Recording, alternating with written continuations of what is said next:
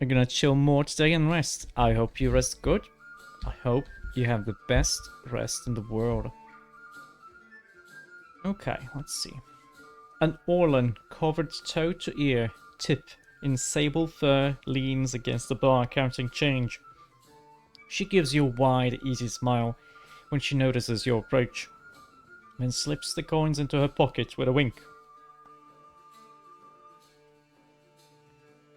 Okay, have a nice shower. Hey, fresh face. Welcome to the hole. Just got 2 rules, yeah? Mm-hmm. Keep your hands to yourself, and don't fall in. Don't fall in where? Need something? Yeah, let's see what you have need? to sell. I've got just the thing for you, fresh face. Just the thing. Do you prefer spider free or spider full? Stealth, streetwise, and sleight of hand. That's nice. I wonder if I maybe should go with this one. We are gonna need some streetwise, and sleight of hand isn't gonna hurt us.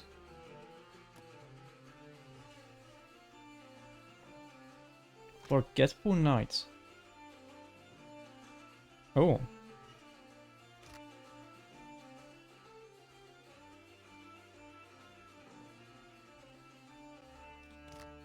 Need something? Yeah, I wanna like look for a way into Delver's Row. What? You want to lose your life on the pointy end of some brute's sword? No, I'm not gonna die. If you're dead set on dying, you'll find Delver's Row in the Narrows. Those twisty alleys carved into the mountain on the west side of the gullet. Yeah, I know it's through there, fair enough. Problem is, I don't know how to get through the Narrows. You've got to make your own way from there. Dario will skin me if I say any more. Well, nobody knows what Ferna knows, except that she's loyal to the gullet. What, is this some kind of password?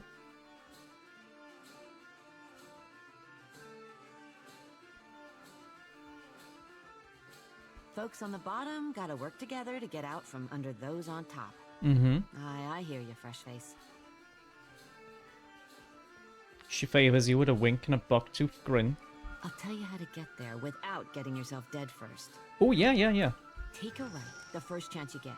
Then keep going forward until you see a merchant stall. Look close. There's a secret hallway behind a curtain there. That's your entrance.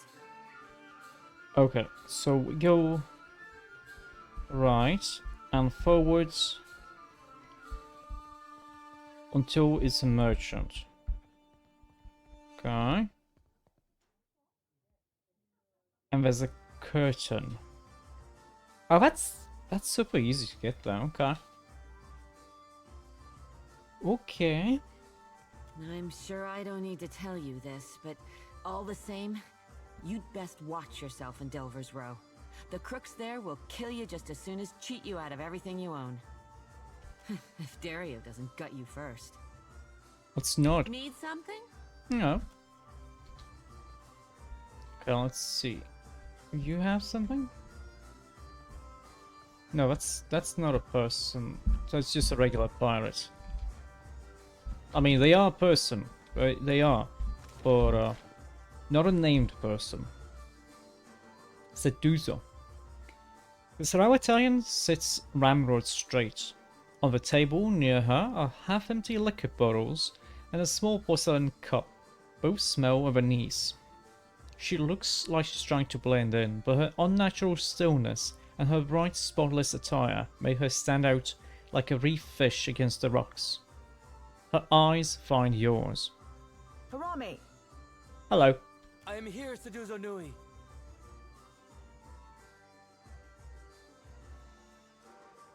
Uh-huh. Do we expect any foreign merchants today? Oh wow, she recognized me that I'm from Examital Plains. Huh. That's cool. Seduzo keeps her eyes on you, even as she speaks to the soldier. There's only a brief pause. We do not, Seduzo Nui.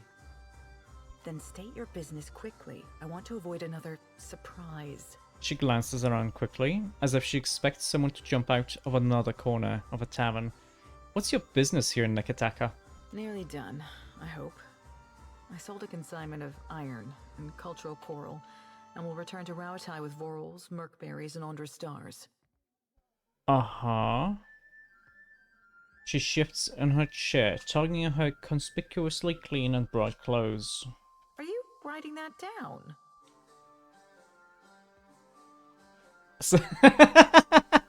Seraphan is writing it down because he wants to steal it. Nay, lass. We're merely moved to a momentary bout of verse by the beauty on display before me. He clears his throat and secretes the scraps of paper. Secrets the scrap of paper into a pouch.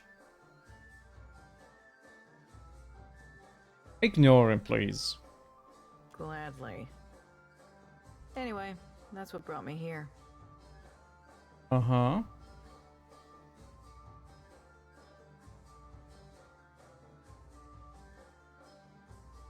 Well, odd that you take your business to the slums, unless you're trading illegally. She sets her glass down with a loud clatter. The Royal Deadfire Company would frown on business in this district. Uh-huh. But there's no harm if they don't know. Okay. What is your business with me? What's your business here? Nearly done, I hope. You seem nervous. Consignment of iron. Yeah, that's cultural the same coral, thing. And we'll return to She sets her glass down. What is your It's nearly the same. done, I Number hope. 3. I sold a I thought you were in consignment the of iron and the cultural Brass coral. Citadel. Most do. Oh. What is your business? Okay, we don't have anything to talk about with her yet. But that's okay. Let's go to the upper floor.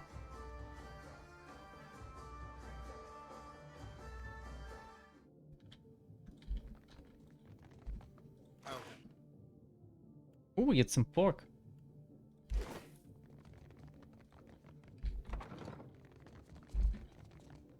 It's curious, some kind of experiment.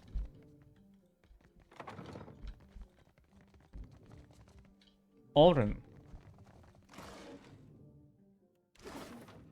I'll take care. What's up?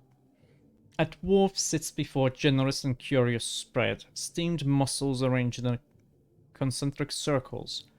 Rounds of flatbread stacked in a neat tower. The melons sliced in even triangles. His attention is focused on one of the 4 cups and the bottle in front of him. He has the cups organized in an almost perfect square around the bottle, but as you look on, he leans down to adjust one. The others with him wait quietly and observe the ritual.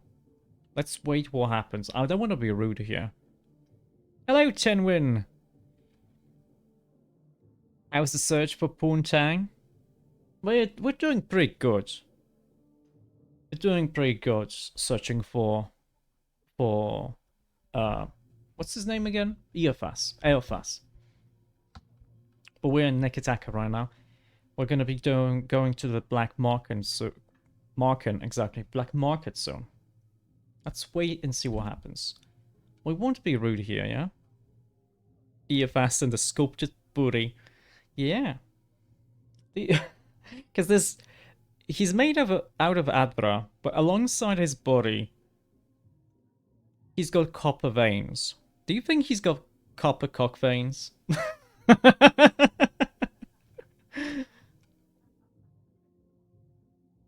Holding his breath, he takes the bottle and measures an equal serving of wine into the cups, making 3 or 4 passes over each. His companions look on with practiced patience. Don't see why you'd spend all that time arranging your food if you aren't making it look like a funny face. Alas, the bottle is empty, and he places it in the exact center of the square. He picks it up and puts it down in the same spot twice more before he's satisfied. Cheers.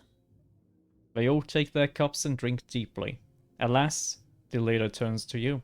What do you require? What brought you here? We had a contract with the Valian Trading Company to defend one of their most valuable properties. Okay, why living in the slums then? If you're looking for work, I hardly recommend them. They pay well, and they pay on time. Seraphim lanes nearer to you, grinning. Consistency in the shipping lanes. Good for types mercantile, but better for types piratical. Mm-hmm. Did you say something? No. Just admiring your spread, my lad. Nothing better after a meal than a ripe pair of melons. I guess I agree with Seraphim here. Well, these guys don't really have much to say, huh? All done. It's a forsaken cat. I'll handle this. Dude, the six-toed cat. That links to a side quest. Okay, okay. There's a lady downstairs. There's a lady downstairs that also seems to be linked to a quest I haven't started yet. Hits to grazers. That's a nice kitty cat. We took him. It's got a real funny interaction. Okay, okay. Okay, let's go to the gullet. Now, I probably should have gone downstairs because I could swear that there's like 4 people there, but there's a hungry dog here. Deus, it's God. It's God. Constitution and health and kill. Ooh.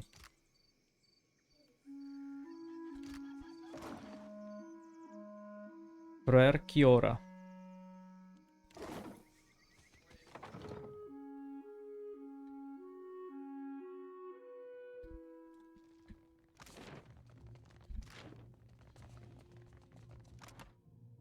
Let's see. Streetwise. We would have 9. We would have 11 here. We would have 11 here.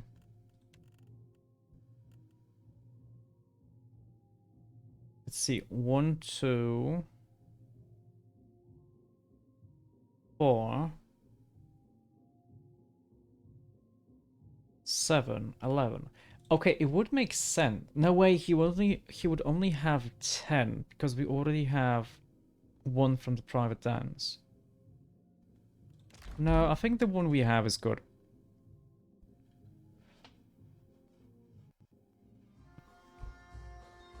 Now, curiously though, I haven't seen any of like the guys that give me skill points. We've only seen them in the... I forgot the name. Where the pirates live. I've only seen them there. Birta. Hello, Why do you Birta. bother me, little kith? Do you enjoy working here? But they're just spread over Nekataka. Okay. I just didn't see them.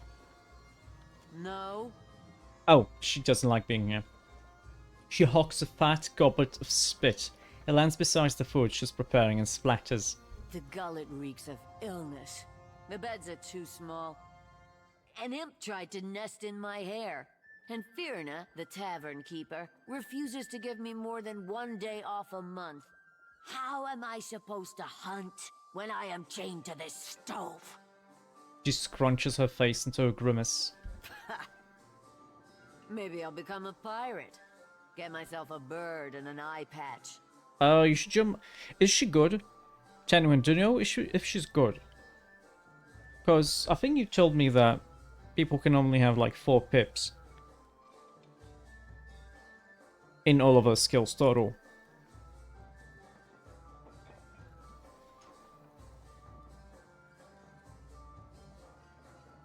I'm not little.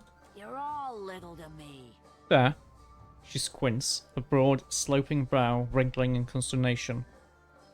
Nova's helmsman and Nova's chef. So it doesn't make sense for me to take her because...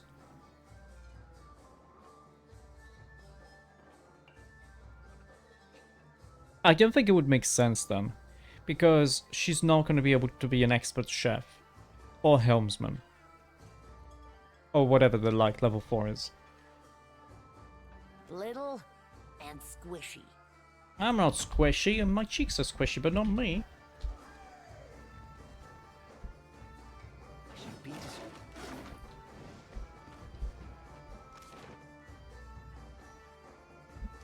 Oh, there's the hole? Oh, I guess they shit in the hole,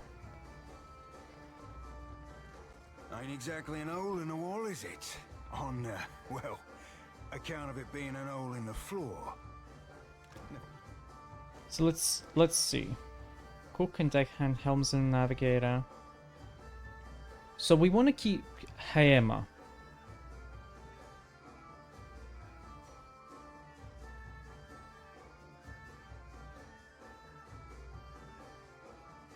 Known sail. So we can put them here? Oh, we can put them here. So wait a second. So Need something? What you need? Sure. so we can hire someone here. It costs me initially it cost me 100. But if they're in the stash. Okay, but they only consume food if they're on the ship, not if they're on the in the stash, yeah? Okay. I'm gonna get the deckhand done. Full complement.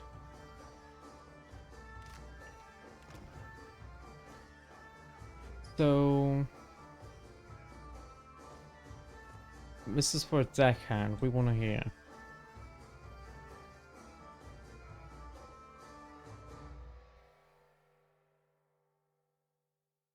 Cannoneer. He's the only cannoneer we have. And I guess it doesn't hurt to like have a few guys here in case we have to swap them, yeah? Like if someone gets injured or something. So maybe it's fine like this.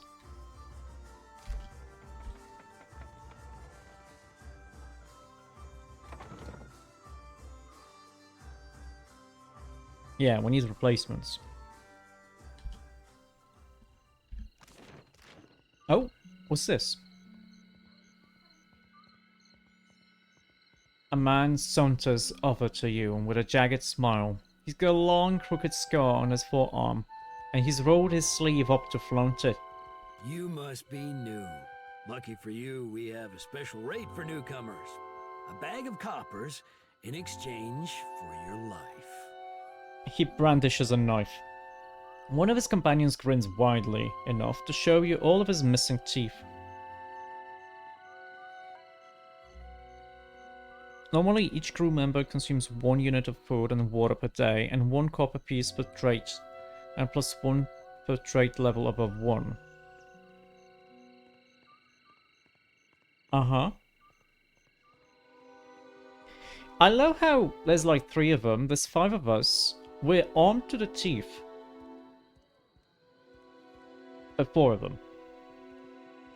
We're armed to the teeth, but they still think they can take us. Skyrim situation. Not even Skyrim's... actually, no. Yeah, Skyrim is a little bit better about it. Because in Oblivion, because of the way leveling lists worked, the bandits were walking around with Daedric equipment. But no, in Skyrim, they don't go higher than iron or steel, normally. And only the chiefs, the chief bandits, have something better sometimes.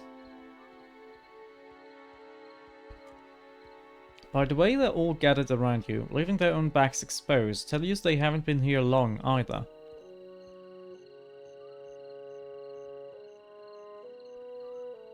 Oh, we could be a bleak walker. If we were a death godlike. Oh, wow. How convenient. You just walked into my trap. Nah, let's not do this. Now, you're even newer than I am, which means you're poaching on someone else's territory. Told you. One of the other punches the leader's shoulder. The thugs look at one another and exchange a few panicked whispers. It seems we've made a mistake. Forgive and forget, no? Okay. They hurry off and disappear back into the crowd. This guy, hey, there's an adventurer wearing Daedric armor. Let's rob him with an iron knife. Yeah. I mean, okay, yeah, fair. I was talking about something else. That also is annoying. in Oblivion, but it's not as bad in Skyrim. I just forgot. But yeah. No. Couldn't you just refuse and they would just let it go sometimes? I don't remember. I just love that one video from Oblivion, I think. There was this Dunmer woman. I love dogs. I can't imagine someone disliking them. And then the conversation ends, the player turns around and there's a yeah! The guy hitting her dogs. Oh, they only refuse if you're part of the Thieves Guild. Okay.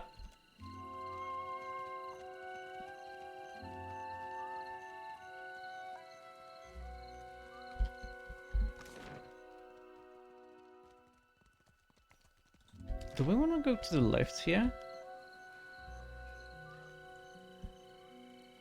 Well, there is a way down. Oh no, let's go to the Narrows first.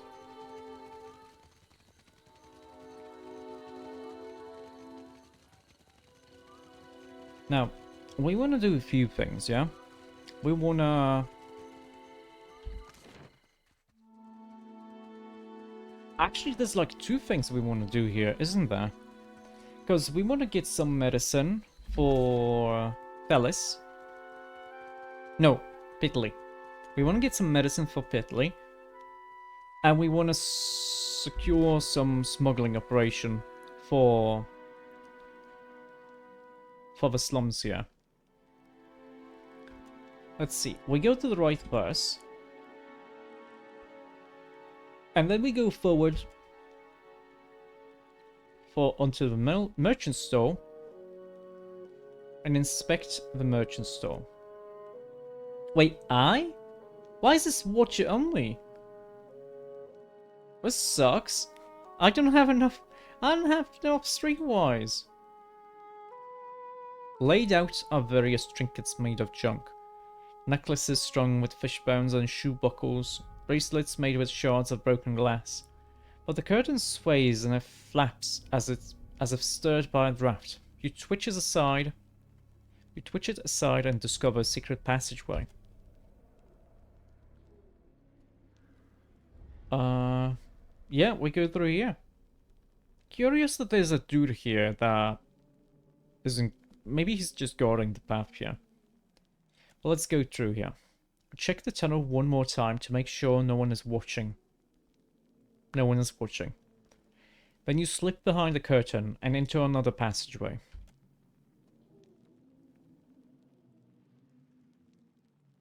You're walking along when several hooded figures materialize out of the darkness. Not so fast. You gotta pay a toll if you want to visit Delver's Row. Good folk, open markets are vital to a healthy economy. Would you turn away a paying customer? They look at each other and shrug.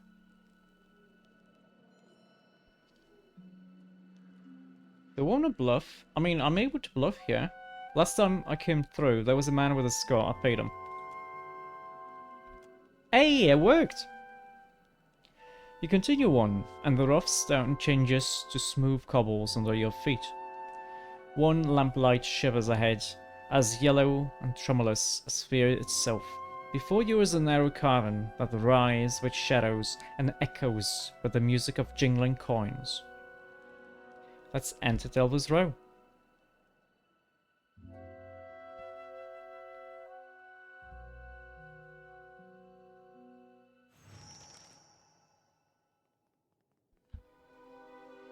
Something approaches. Okay. Just a quick little thing. I need to just a minute. I'll be right back.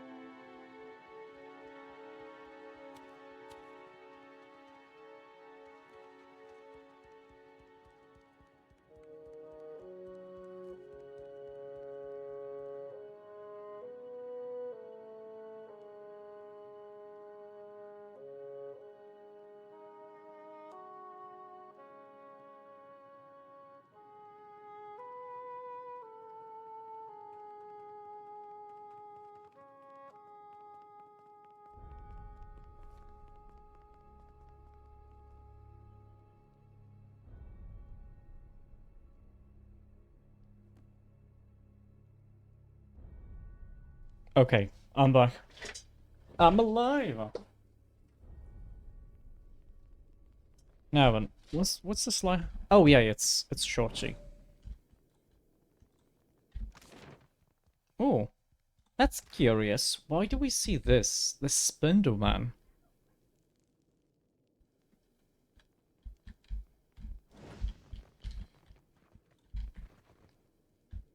Oh, this is stealing? Let's keep quiet.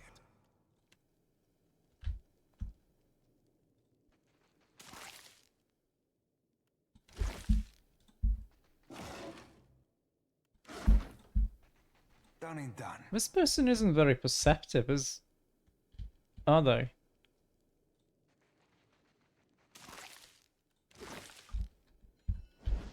Oh, this looks like a food merchant.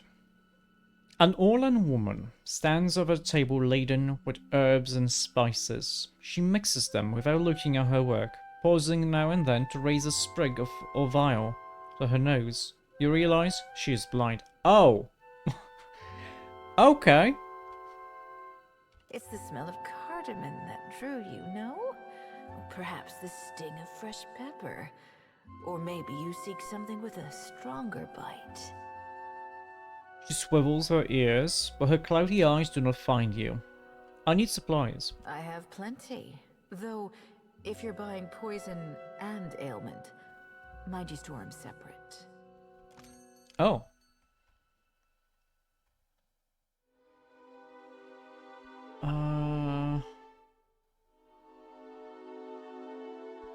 It's not gonna hurt to buy a few of these. Buy them into the stash, yes?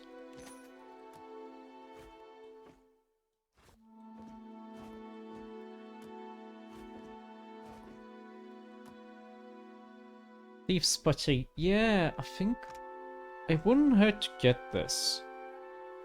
Maybe not for the sleight of hand, but for the mechanics. It's expensive, but sure.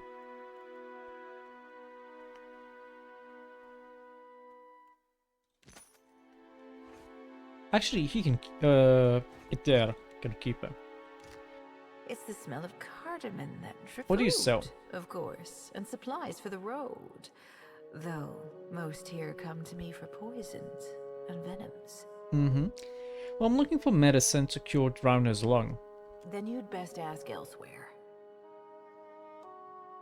Oh, I can shift click to send it to the stash. Okay. She leans close and lowers her voice. But careful. If the Mataru overseer hears there's a sickness, might be he has more questions for you. Okay.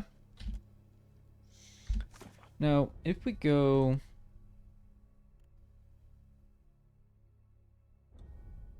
Well, we don't know exactly what we... Oh, this is curious. Recommended companion. Oh. So this means that Shorty has unique interactions here? Is that the, location?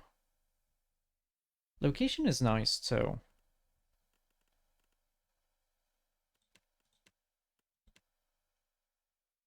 Goods and services, we do have Seraphin. I like the location-based one. Sorting by difficulty doesn't really matter.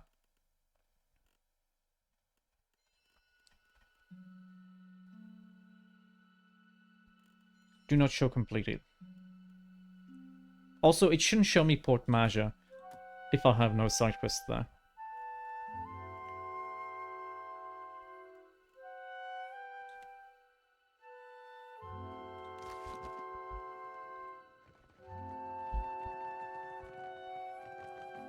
Easy now. Looking for something to sharpen the senses, to help you leave your sorrows behind. Hey, Grinds, how are you doing? Hope you're doing well, hope you're keeping hydrated. Hello, Beemo. Hello, hello. Glad to see you here. Doing well and you are hydrated. Perfect. Very nice. I have my what is this? Game subs. Here. I should actually take a sip, because I haven't drank anything in like more than half an hour.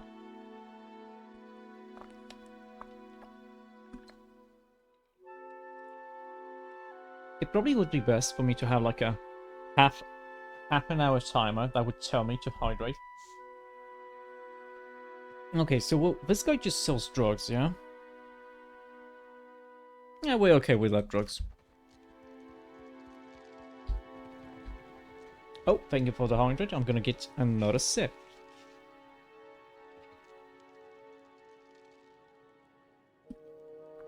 Mmm.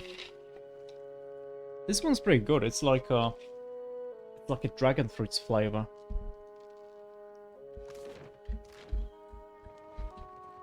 Rust. A figure in the shadows looks up at your approach, pursing his lips together in a crooked line. Think you made a wrong turn, Bilger.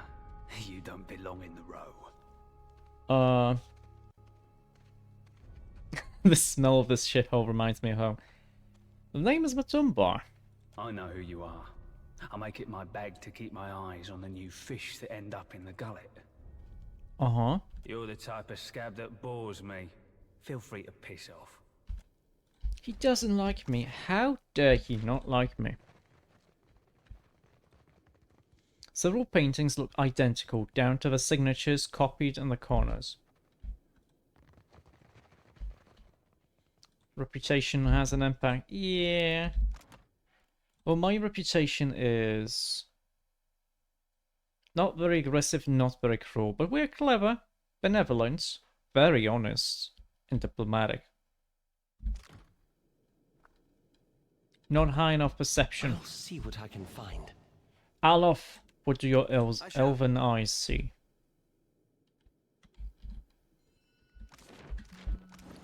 Alof, you like drugs? I'm sure we can give you something with perception. Yeah. Take this, Alof. Take drugs.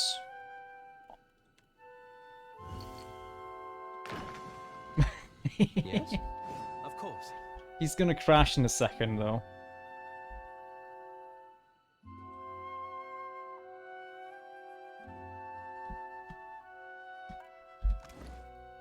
I don't know how... let's see. Wait a second. It doesn't say anything about crashing, though.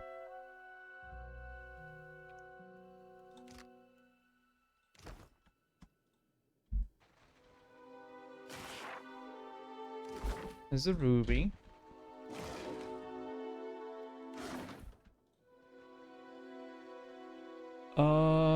Oh wow, that's a level 12 lock. Well, I only use one lockpick, so we're good. Done. The red hand.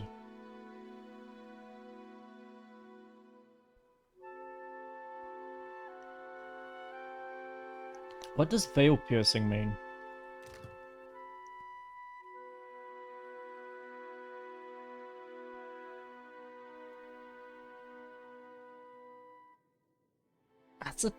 That's a pretty nice weapon. It bypasses magical barriers. Ooh. Now it could be double tap. Destroy lower level vessel on second consecutive hit. Oh, that's kind of cool. Twin slugs. Knock back targets within 4 meters on scoring hit.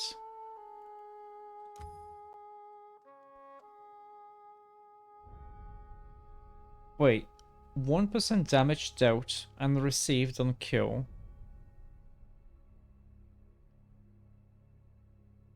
Until rest. So up to 20 times.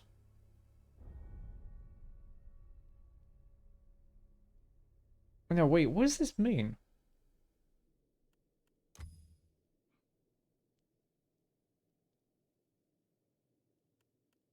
So we could double the bonus and penalty. So I'm guessing when killing something 20 times, you get up to 20% bonus to damage dealt, but also damage received. Dex, ignore, arcane veil. -3 dexterity, resolve, stride, and metaphysics. Wait, plus metaphysics. Oh, that's curious. Okay, okay. Well, I'm not going to be using it, but Alright, but I'm keeping what's in there.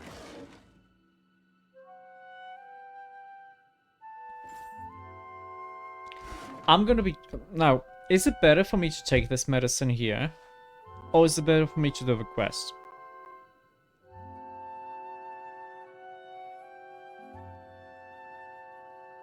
So I get the same amount of experience total, yeah? Because I don't mind taking her.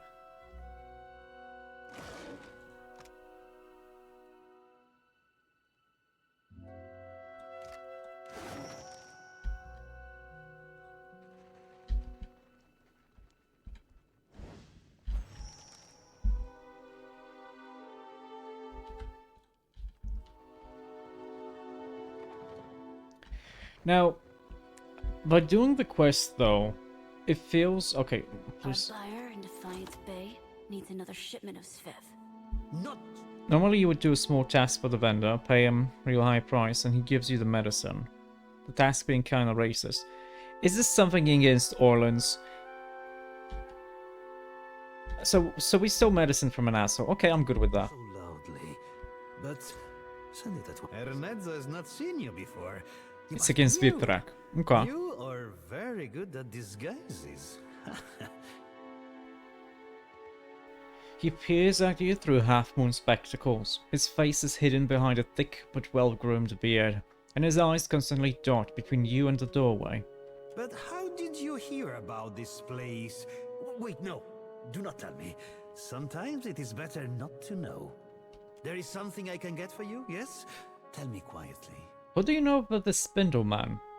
Merla, it is a dangerous pest. Mm-hmm. When it dug its lair, it did not even ask permission of their... of the boss. Oh, the Spindle Man is the Vitrak. Okay, okay.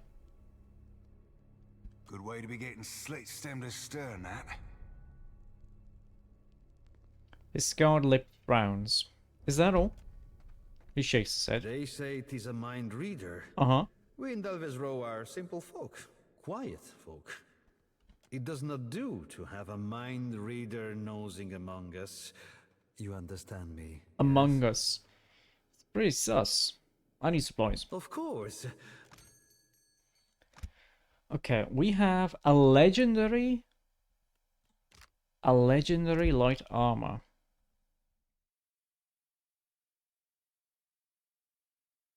That's pretty nice. It's to grazes. If anything, I would probably give this to it there. So we can make it layered. Less damage, or from weapons or from spells. Okay. Resistance to might or hits grazes. 5% is nice. Now, 5% here feels a little bit more powerful because we're reducing the number, not increasing it. So it goes from 90% to 85%, so it's more than 5% actually.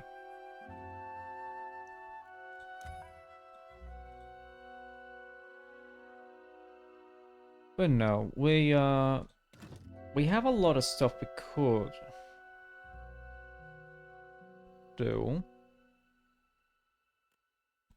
We're good for now. We still need food though.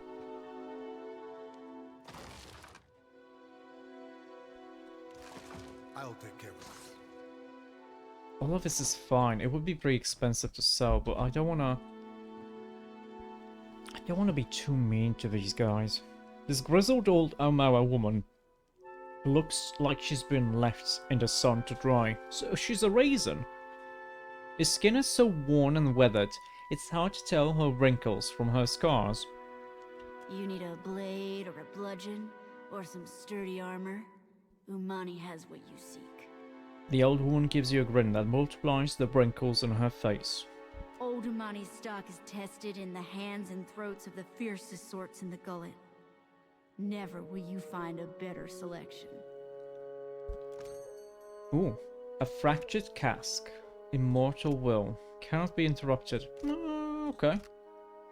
The Undying Burden. Athletics. Second Wind.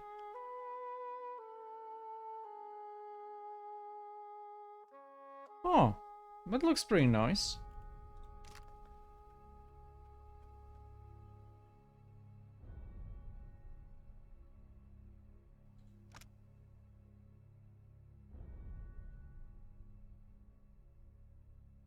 Misses the grazes with proficient weapons. This would actually be pretty good for me. Second Wind is genuinely valuable, obviously. Yeah, because you don't get the skill normally. But I can't afford it, and even if I could, I'd rather keep the 9,000 for other stuff for now. Aye. Why? Aye, aye. Aye, aye. Okay, we're gonna try steal this. Ah, we were too close there.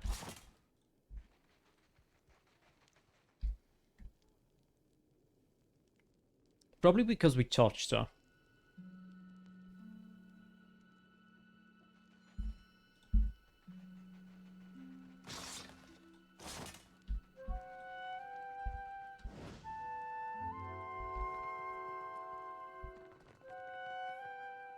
Wait, we lost the reputation. Oh no!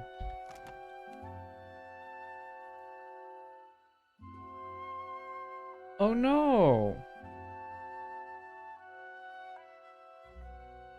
No, I didn't steal stuff. I got this. I lost this because I lockpicked this door here, or this chest here. So even if I got the experience points, lockpicking actually has consequences here. Well, that's a shame. That's a shame. Straight up. Algor. Minus 20% constitution affliction duration and health would kill. Oh, that's a shame. Keep it down. Now, would invisibility help with that? We want to walk down here, yeah? Oh, that's big boy. Also, why do you have a thing here? I'll handle it. So wait, if I lockpick this, let's see. All done. So he didn't care about this. He didn't care about me lockpicking this.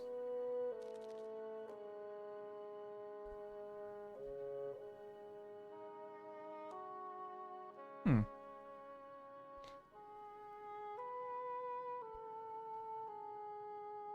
He is killable. Oh, that's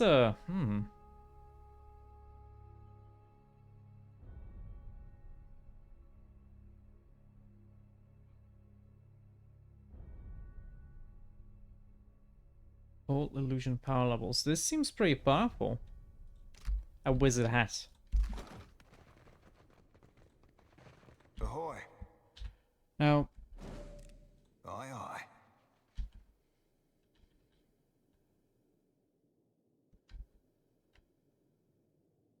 we'll see if this works.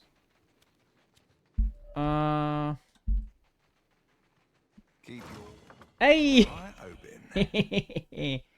Also, he discovered something there. Ring of Regeneration.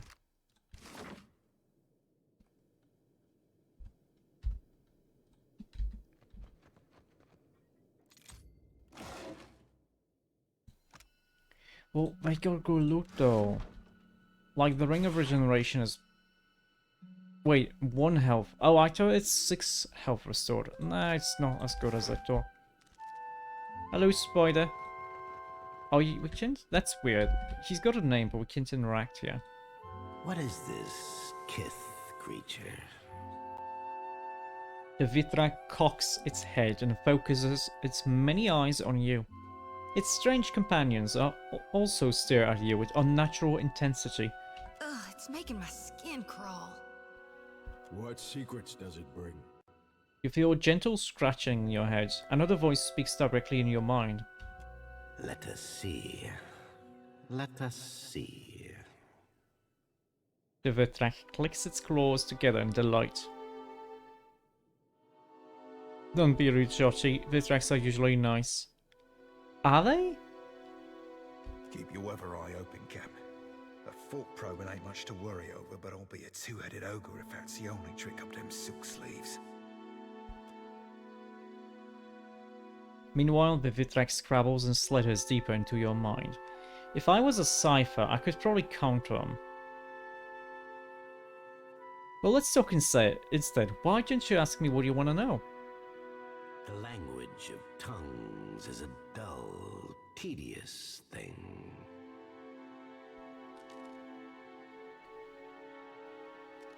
The number of Vithraks that are evil in PoE 1 and 2 are actually quite low. I was under the impression that it's like half and half.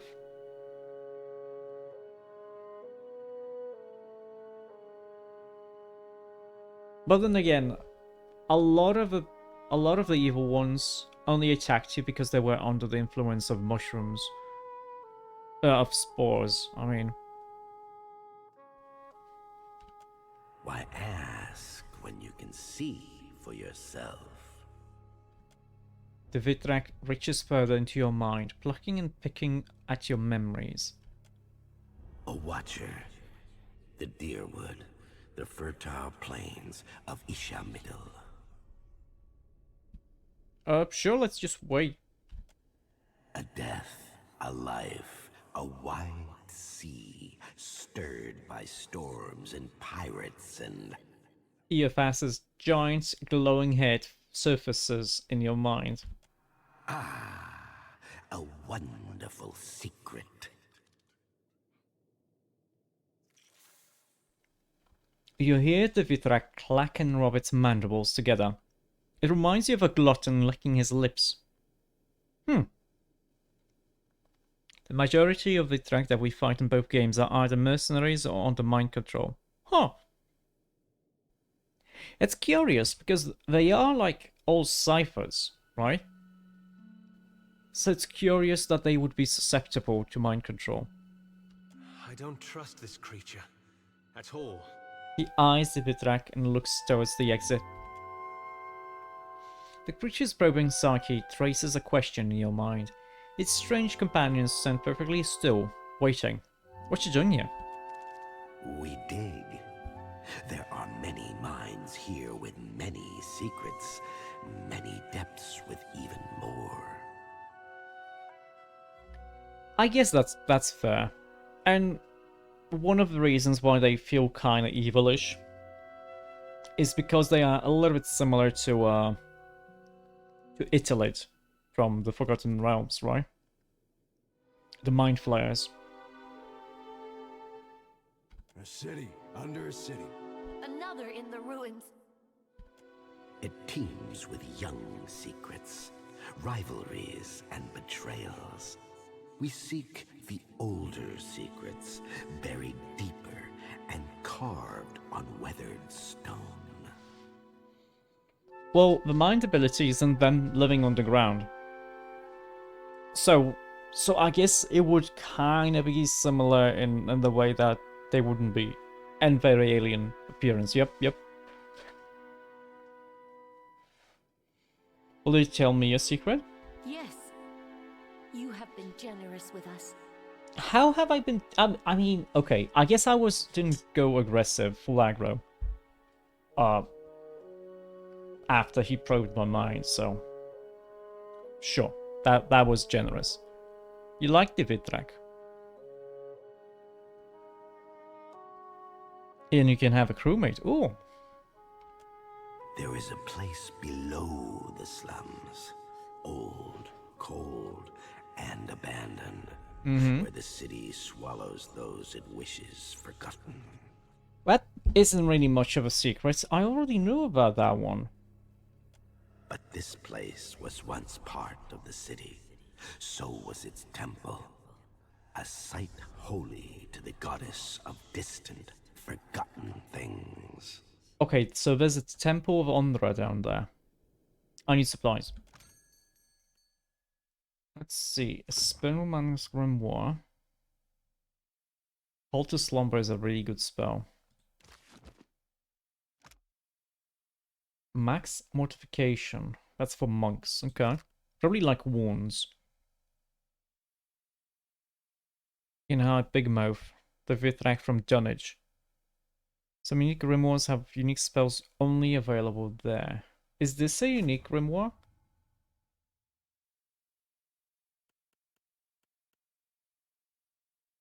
It isn't, because it's not yellow here. Sisyphus Stone. Oh, but this is a unique one. Okay. This spell. Xandephus Draconic Fury.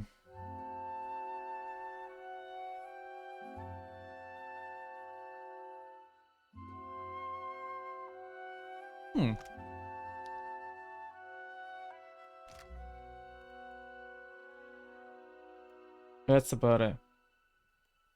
Also very fire focus.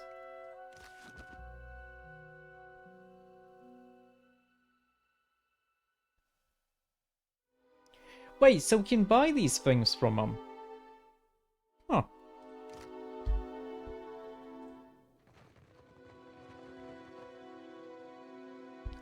Yeah, a fighter slash wizard would be great with that book. That's true. But then again, you would lose access to the last of spells, right? You would lose access to these, because as a multi-class, you don't have access to power level 8 and 9. At least, these are going to be locked off. Yeah. See, I'm smart. Too bad. Such a shame that I did this. I didn't realize when it happened. Why my eyes be open? Okay, I wanna see if maybe we can do a little bit of... Oh wow, the range in this pickpocket is very nice.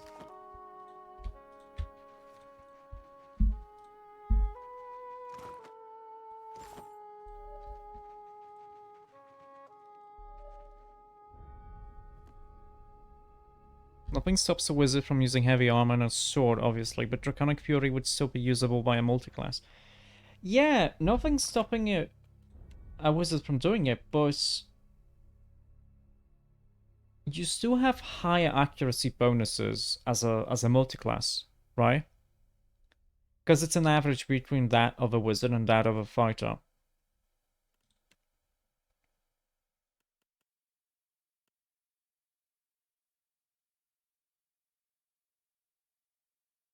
So we have 20 from Crusader. 20 from... Oh, actually, maybe no? No, actually, we all seem to have the same.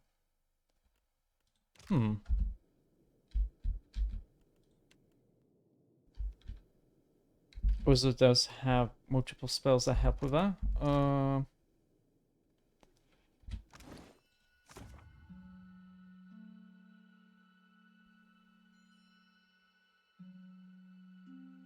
Well, that other spell had the sight thing. This one. Aware. No, that's perception. I mean, perception still helps you with accuracy.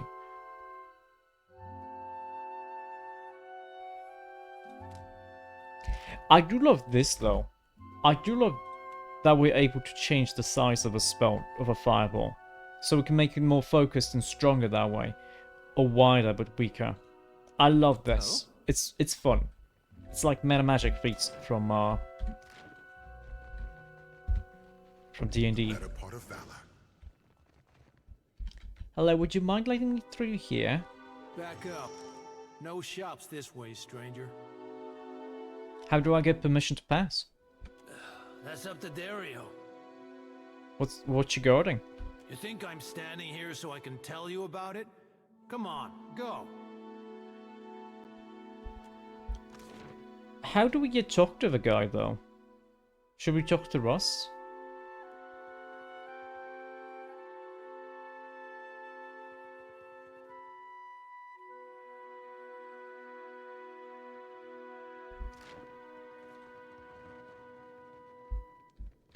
How do we get... Because we can just... we stole the medicine.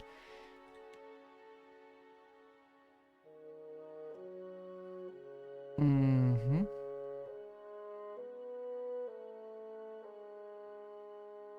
Oh, shoot. This isn't down here. This is... we have to go to the lifts. Oh. Okay, that's... we need to find it with the... by the paths or be invited, okay? He doesn't want to tell me anything. Okay, can I go through here? Oh, that's the dead end.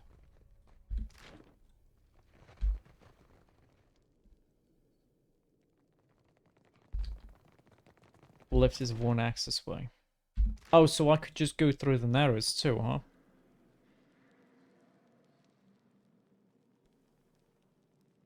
Okay, well, let's, there's an ad that's gonna run right now. I'm gonna explore the narrows a little bit. Okay, let's explore the narrows.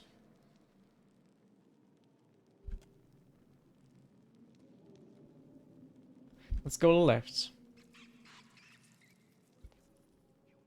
So we went right, and then we went straight. And then we went left again, which is straight again from the first thing. Let's go, let's just keep to the right, why not?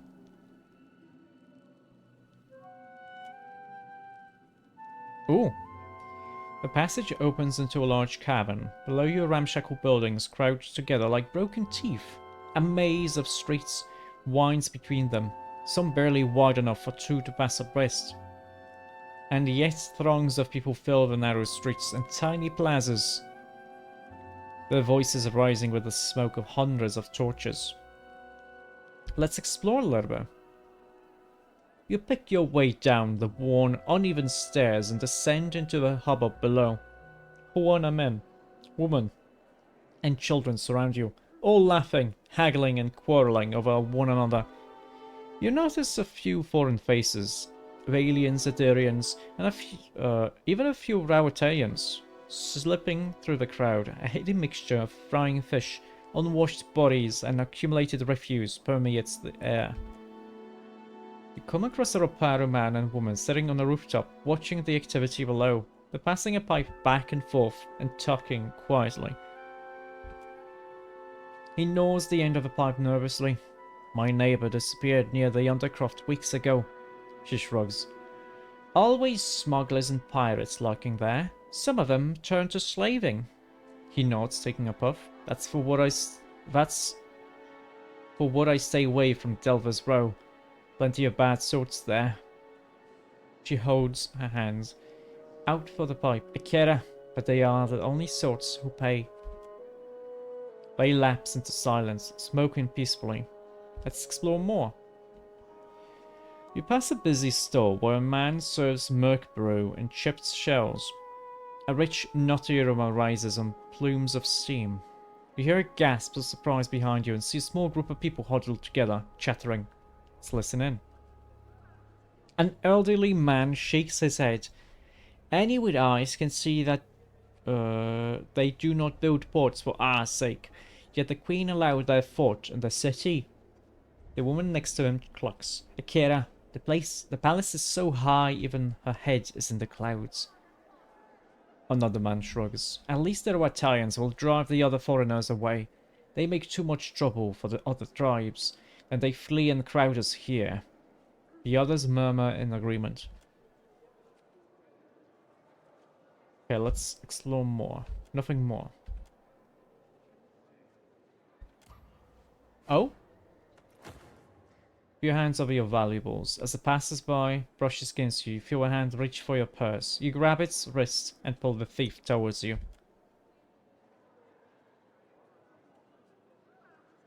Before you is a horned child. Her eyes are wide with terror. Benevolent and shady. We could teach her still better. Yeah. She's wary at first, but she slowly draws closer as she watches your quick, practiced movements. With your encouragement, she mimics your deft maneuvers. She does quite well. She thanks you with a mischievous smile and turns to go.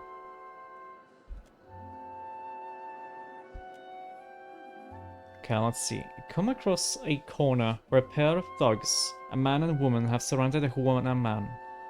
He has a potbelly and nervous expression, and he's backed himself far into the corner as far into the corner as he can. The thugs advance. It's an exchange. You pay us and we don't hurt you.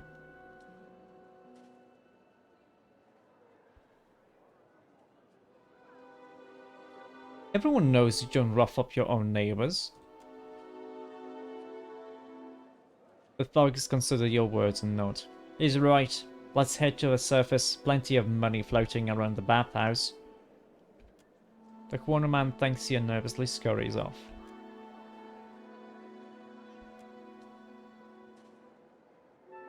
Okay. I don't think we're gonna find too much here. Let's return. Go forwards. And then right. Oh. You make your way forward, feeling the walls to guard yourself in the darkness. Your hands come away slimy.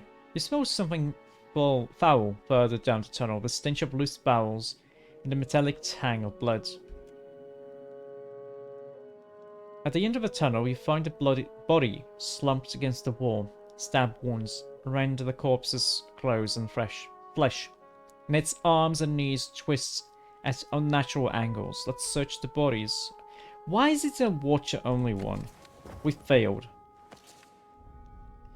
You find a small note stuffed in the dead man's pockets. Let's read it. Ulog. There's a new shipment for your Raparu friends, waiting near the lift in Delver's Row. Come get the food for the caves stink, Rotze. Your mad captain, Morena. Yes, give the old man my regards. I put an extra koi key in there just for him. Don't say I've never done anything nice. Okay.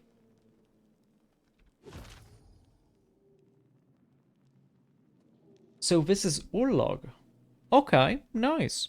Oh, you're clean and comfy rail. Very nice.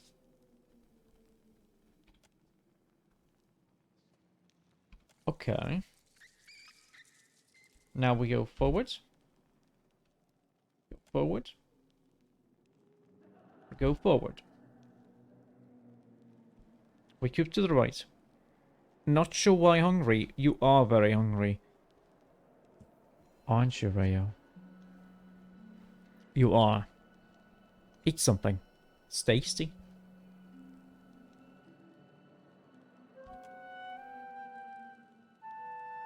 Go to the right.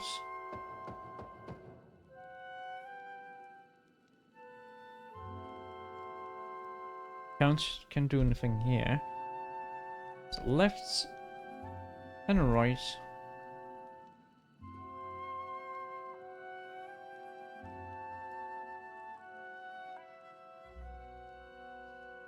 Oh, and that's the exit. Okay.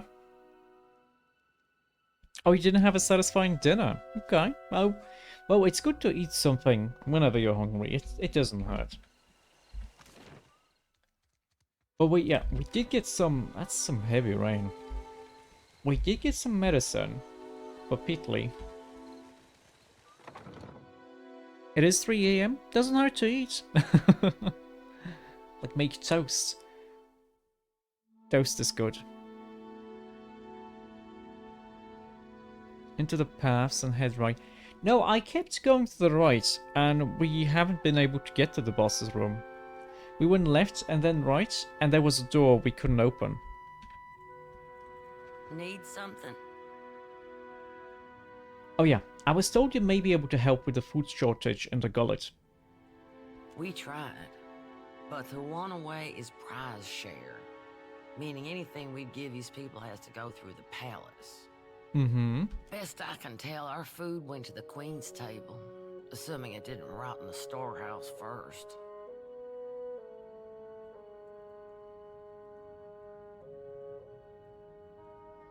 Oh, what should we do here? Should we go with the official route, or should we go with...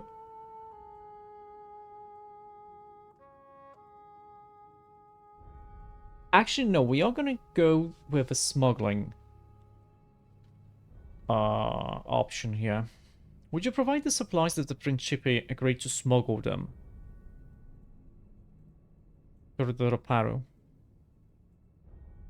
Back on the Sorcerer, me and Romero used to take work like this on a regular.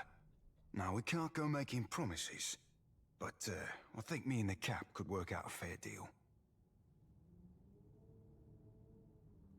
Yeah. I found the Ulog. Didn't find the money, but I found the note. Right, and left. Okay, we're gonna go right, and left. We'll see.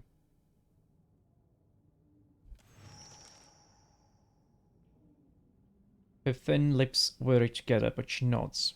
That's a question for Samhain. I'd ask her myself, but I got my hands full here. She's high priestess at the Temple of Gone. Tell her Pitty sent you. She'll listen. Probably. Okay, we can go to talk to Annoy. Okay. Easy medicine. Her eyes, watery and red, dart between you and the fire you hold. She coughs into her fist. That could save an awful lot of sick people. It could? She wipes her hand on her shirt and holds it out to you. Yeah, you can have the medicine. She takes the bottle from you and uncorks it. A sharp, piney odor escapes. She breathes it in and smiles. That's the stuff, all right.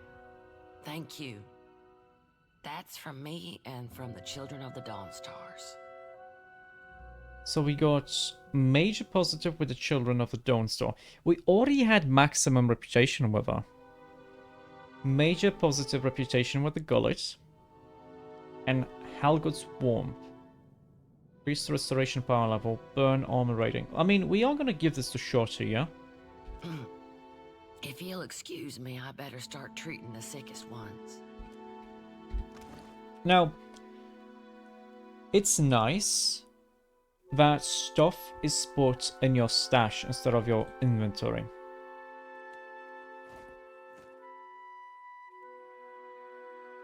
It's kind of like a Dragonbone helmet from Skyrim.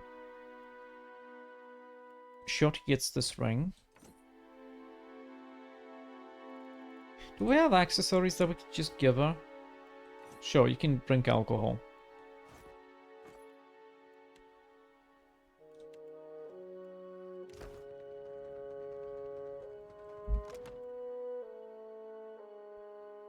Major positive. Okay.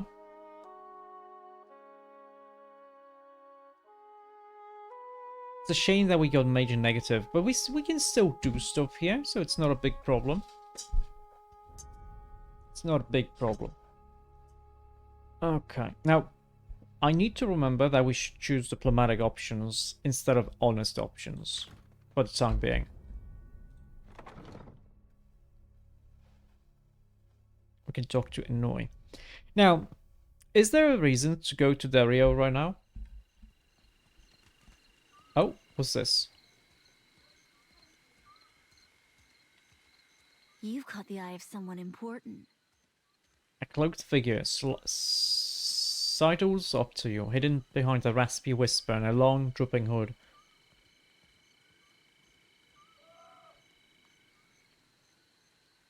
If you're interested in making good pay and a good friend, head to the narrows at the western end of the gullet. Once you reach the alleys, go right and right again as soon as you can. Then, follow the bend to the left. Okay. The bullies guarding the door have a weakness for chewing Svev. You can follow their trail. Tell them Dario sent for you. and remember your manners. Oh, okay.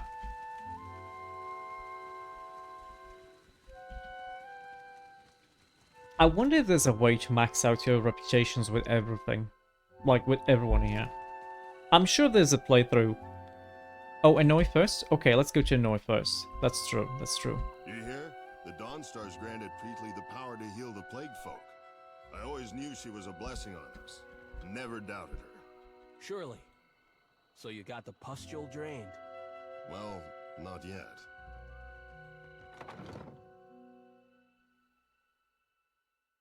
Not with everything. Okay.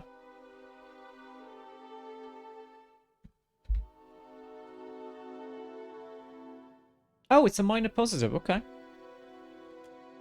Annoy stills for a moment, only moving to blink his black pebble eyes.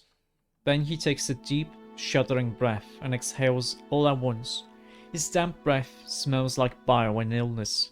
It was as I feared, then. Tell me, how did he die? Was it fast, at least? Painless?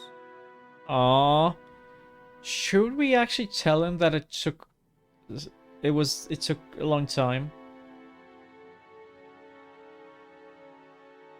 I mean, both of them are honest, but I mean, I guess we can use insight. The gullet claims another life, then. The old man groans, rubbing his knobby jointed fingers across his eyes. I'm sorry you had to see that. It's not right. Aw, and he's sorry for me. He's sorry that I have to see. Aw. Thank you for your honesty, Watcher. Few are there who will deliver bad news in all its sorry truth. Speak, and I will listen. Well, at least we got some positive points here.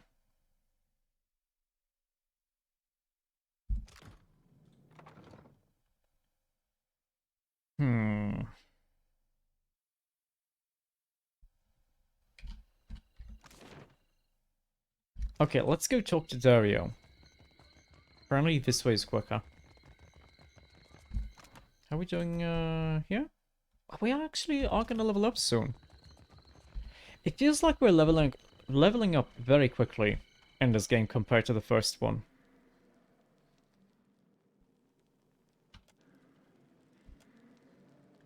Right, left.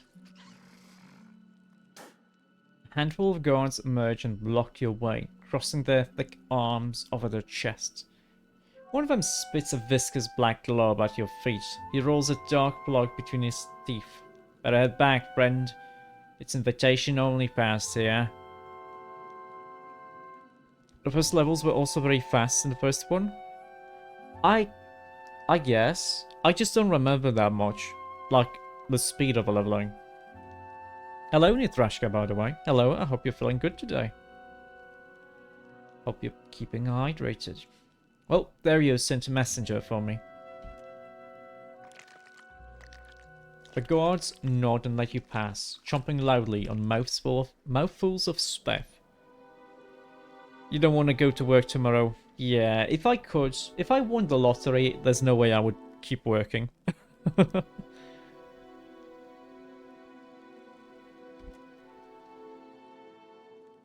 At the end of a passage is a stately door, crafted of polished mahogany. Through the small slit in the door, you catch flashes of fire-cast shadows and bright textiles. The scents of sandalwood and cinnamon oil come to you on a warm draft. Whatever's beyond this door is likely far more elegant than anything else you've seen near the gullet. Well, let's go in.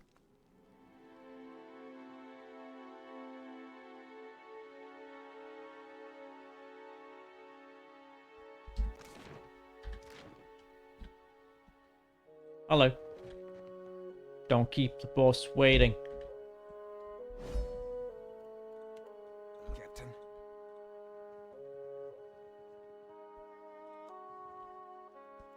Captain.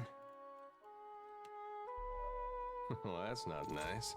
It didn't see me do this.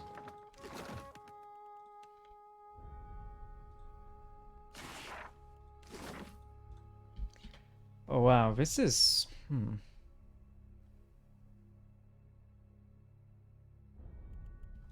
What do you need?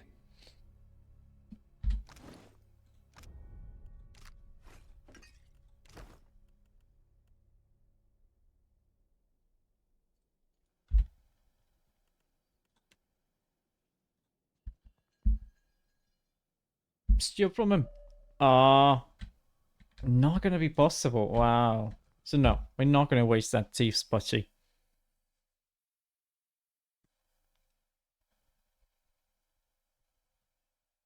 My eyes be open. Done and done.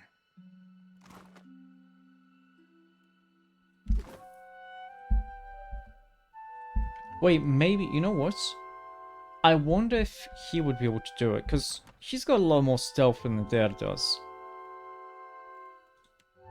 So he may be able to, like, pickpocket from him.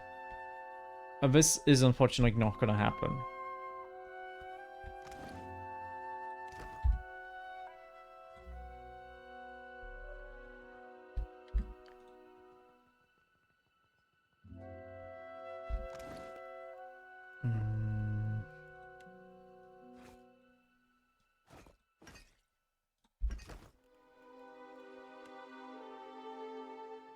Oh wait, shit.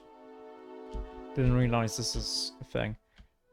And if so, if we can do this, we are gonna be able to steal from all of them, yeah? Nah, not gonna happen. Okay then. The toast saved you. I'm glad. I'm glad you've been saved. Salvation thanks to the toast. I shall. A thin, long-limbed man holds a handkerchief in one hand and a threaded needle in the other. As you approach, he sets his handiwork aside, and you see an elaborate goldwork pattern embroidered around the edge, the same pattern that adorns his brilliant tunic. You also notice a strange bulk beneath the thin fabric of his trouser legs that runs from hip to ankle.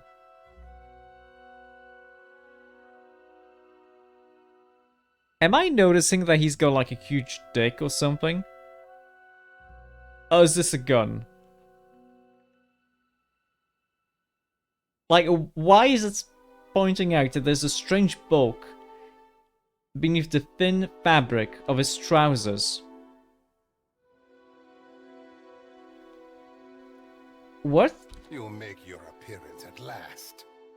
I must say, you are not nearly so frightful as the whisperers in the row made you out to be. Oh, cause it's not my fault. I've been seeing lockpicking, let's say. You must forgive the cryptic introduction, but I prefer to remain among the comforts of A huge dick, let me see. Hello, Broken Brain.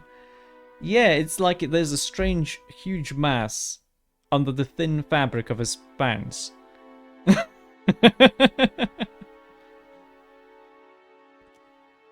He leans forward with a squeak of leather and a rattle of metal. You see something protruding above his boots, the bottom of a leg brace. Ahoy there, Dario. Been a tick or two, I. If it ain't mine, you don't care. Scurvy arse since I were on the sorcerer. With a deep bow, Seraphim smiles. The expression doesn't quite reach his eyes. I have been busy, as have you and your new friend, no? Mm-hmm. Though these are modest luxuries compared to those at the estate of your friends in Queensbirth. His mouth twitches in a smile. But had I only known there was a watcher in my midst, I would have extended the invitation sooner. Well, thank you for the courtesy all the same. It is a pleasure to exchange fine manners with another of such fine breeding. Yes, I'm of very fine breeding. I am thinking we could be grand friends, you and I. You cannot have too many friends in Nekataka. I think we could also arrange for him to smuggle some food to the gully, yeah? I'll be real honest, Watcher. I don't think this guy's gonna be a very kind friend to us. Oh, you don't you don't say, Shorty.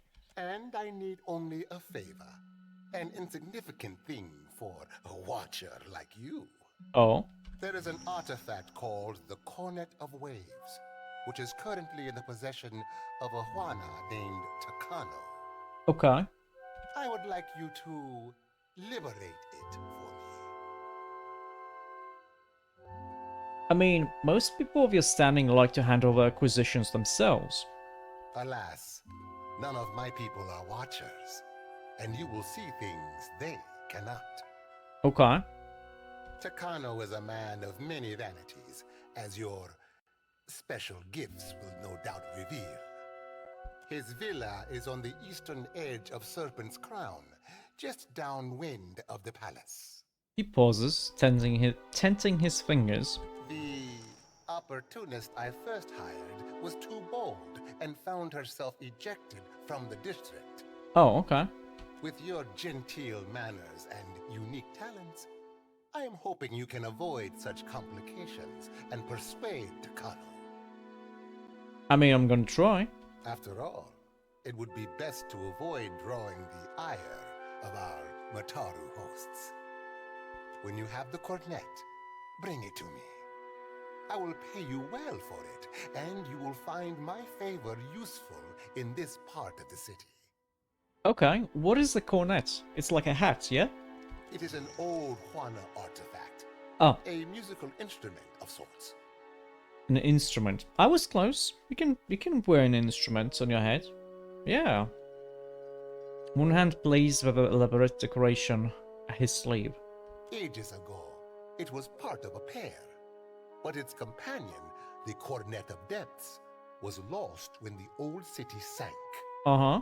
Both are said to carry the voice of Andra herself. I do not believe in such superstition, of course. You don't mean valuable in the monetary sense, huh? Yeah, I can wear you on one of my heads. I could. He coughs into his hand to hide his fluster. I have told you all you need to know of the cornet. Now, I suggest you focus your sharp mind on retrieving it. Okay, there's another matter though. What do you require? I would need to speak with Matombar now. Patience. First, you must bring me the Cornet of Waves. The Principi seem divided. Which side are you on? Why must we speak of sides? Like squabbling merchants from the republics. Makes a face as if he's just smelled something awful. Once, there were no sides. Only Principi, a people united by common interest and culture. Okay. But as our fame has grown, so have our numbers. Many of these new bloods have no sense of restraint and little regard for our heritage. His long fingers stray to his shining swollen it. He ain't blowing ballast, Cap. Don't mean there's a course to be charted back to the golden days, though. Well, let's listen. But we need them still. The new bloods are Principi too now. And many are inventive in ways the old guard is not. I'm not gonna ask him about his legs. That seems kind of rude.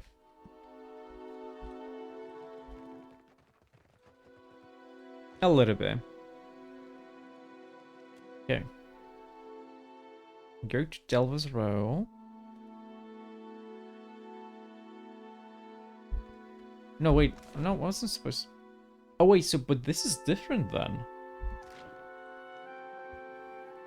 No. Gullet.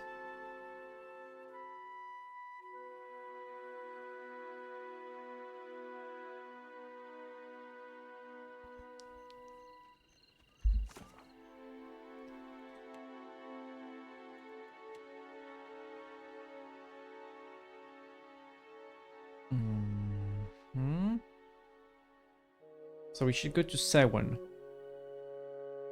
In the Sacred Stair. It's fine. And here we should go to the Undercroft. Now, are we able to go there through here?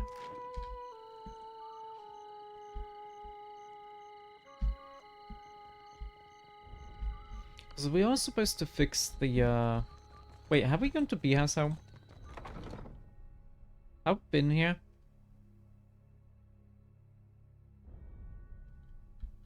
We have. Okay. We have, and it was empty. Which is fine. Still okay. How'd you come by that scar on your brow, Aloth? Oh! This, I found myself in a rather perilous situation.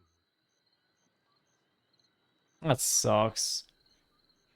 What is this? You see a man being dragged along a rickety boardwalk towards a rusty cage that swings over the abyss. He strains against the guard's grip.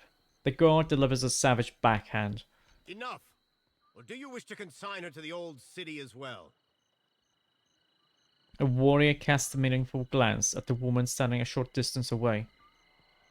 Let him go! She screams at the guards, but she doesn't dare approach. The man notices her. His face lights up with shame. Beer! I'm sorry! Oh, that's beer. Okay. Your tongue flops like a dying fish. I tire of its stink. Lower him down! Okay.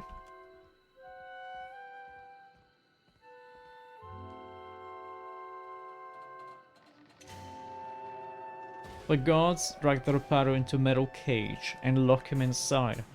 He shouts and rattles the bar as it is lowered over the edge of a platform.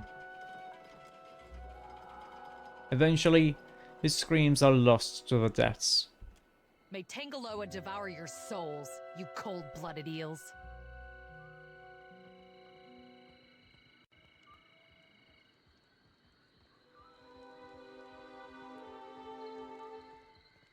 Okay. So do we... Alabora. What?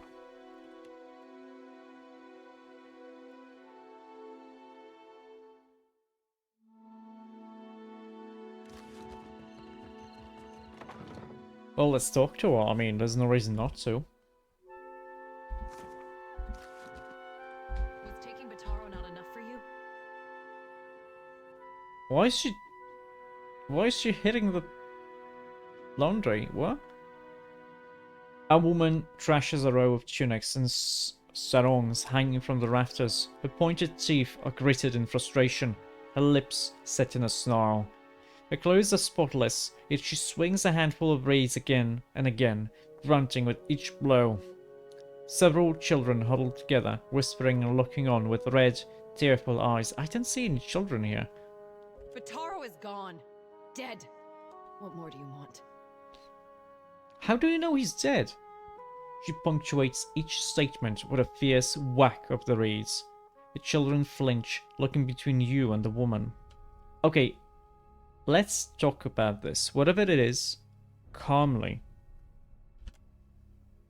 She looks at you for the first time. A fraction of her anger burns off. Forgive me. I thought you were one of the foreigners who sent him away. Outsiders here always go to the tavern. Uh-huh. My village was not like this. Why does Queen Onikaza not send the foreigners away? How did you know of a man who was lowered into the old city? One of the children starts to say something, but Bia shoots him a sharp glare. She turns back to you, arms crossed, gripping the reed bundled tightly. Bataro is punished already, I say. Whatever offense he gave, do not hang it on our necks. She begins swashing at the laundry again, though with considerably less gusto. I know you're scared, but I'm not here to harm you. We say the only thing that live in these depths are ghost eels. And fish eaten by ghost eels. Mm-hmm. Which are you? She turns away from you, striking the sarong harder and harder. The traders say they bring riches in their big ships. The fabric pops and snaps beneath her fury. Sweat is flying, spattering the clean sarong. But what reaches the gullet? Only crime and sickness, I say. She pauses to take another couple swings at the sarong.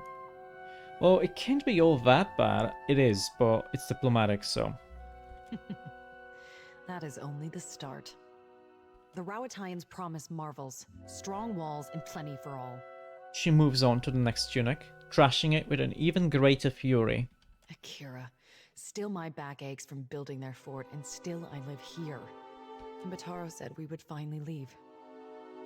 Oh wow, different gods allow me to do different options. That's interesting. Well, I'm sorry to hear that though.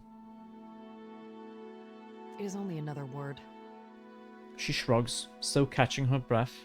Outsiders cover our islands with walls and gates. Many Huana come to Nekataka, but even here, the outsiders crowd us. In the villages, the chieftains know even the Roparu. Here, even neighbors are strangers. That is Deadfire now. She shakes her head angrily. I only want to be free of this place. That is how the trouble started. Mm-hmm.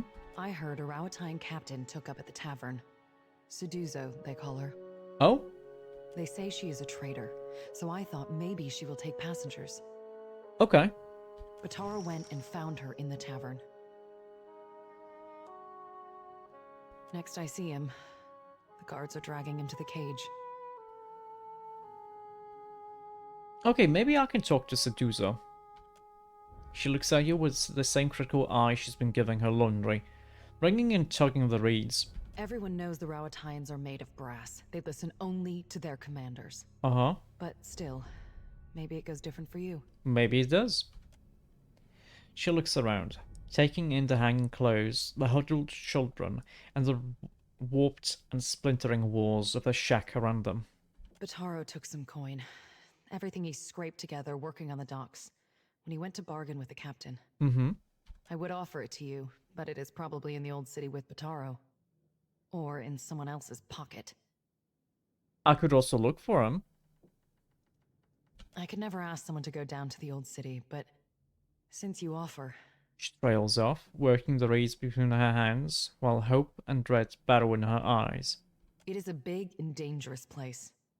But perhaps he hid himself. Perhaps... She steadies herself with a shake of her head. Please, help him if you can. Or bring me news if you cannot. Okay, how many do you need? How many of you need passage? We are 6. 3 children, 2 babes, and me. This is history. Does no one else from the cast look after them? Akira. It was so in the village, where Bataro and me came from. Uh-huh. But here, we are all strangers. No one looks in on the sick or cares for the children.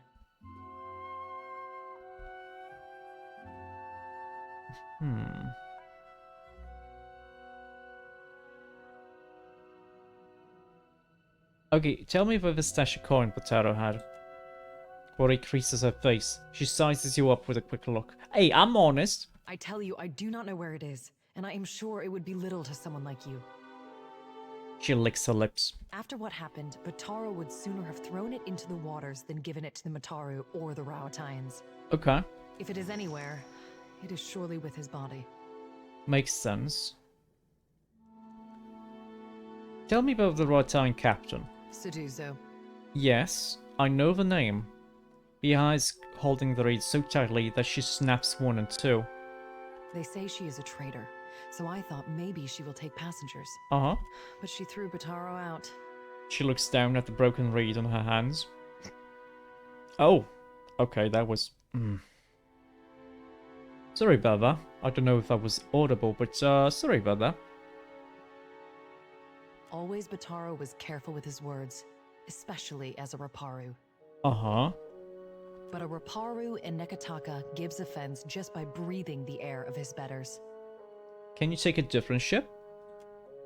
No. Many ships leave from Queen's Birth, but the Valiants take slaves.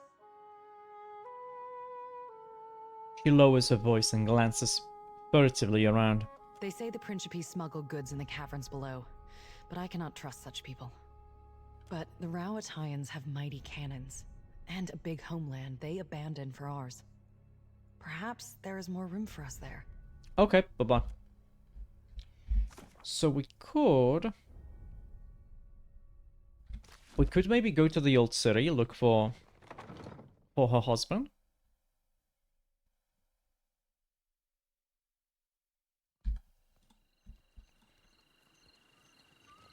Be careful.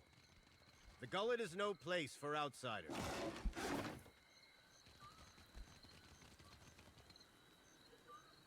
I'll take care of it. The will grounds where the cages wait. It's slick with protective oil. Okay, Mr. Overseer. A guard folds his arms, watching the activity on the walkways through slitted eyes. A coral piercing juts from his lower lip. He notices you with a sharp nod. What was the man sent down? Botaro? He associated with foreign criminals. He spits. The gob of saliva is just one more splotch on the weathered and mottled boards. I cannot be certain about Biha, so I let her go. But I will be watching her. Okay. These wicked sorts overrun the gullet and corrupt the Raparu. Our justice must be swift and firm. Where's Biha now? Hers is the first house you come to. Oh. Just there. He points southwest across the walkways. You will probably find her there. Where's this lift go? To the old city, Kira. A god's cursed ruin filled with walking corpses and abominations of the deep. Mm-hmm. And the remains of lawbreakers and troublemakers. The gullet is no place to wander. Watch yourself for rowdies and pirates. I want to go down there. Are you mad or merely lost? That place is a punishment for the lowest sort. Go and explore someplace with pleasant views and fresh air. The harbor, or Hariki's Overlook. Well, Nikoteka has a rich history, and some of it lies buried. I simply must see it for myself. He shakes his head. It's your neck, Kira. He whistles, and the guard standing by the lift looks over at him and nods. We will leave the lift down there for half a day. That should be enough time to come back to your senses. After that, you are on your own. The guard will let you pass. Though I urge you to reconsider. Okay, bye-bye. So, if we can't do this in half a day, we're not gonna be able to go down. Why is... Okay, I guess if we just had a lot of conversation with this, but why is it like 6 updates there? The rickety metal cage swings over an abyss. Your clothes billow with a foul wind from below, and faint screams and roars echo from the depths. Still, you can make out no details from this distance. Let's go down. You step into the jouncing cage. The door slams shut, and your descent begins with the rattle of chains. As your eyes adjust to the gloom, you begin to make out crumbling ruins and shadows flickering between them. The cage comes to rest with a groan.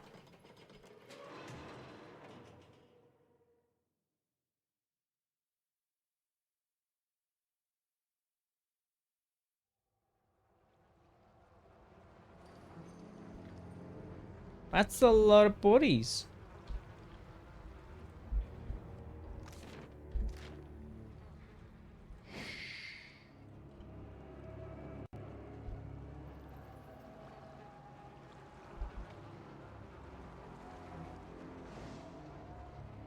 Oh, we're sickens. Oh, so walking through this makes us sickened. I see, I see.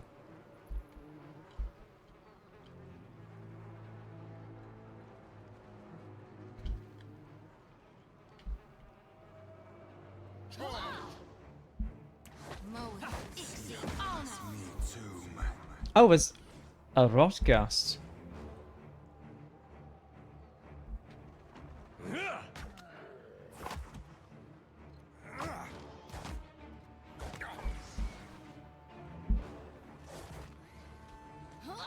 Ain't you got the decency to die?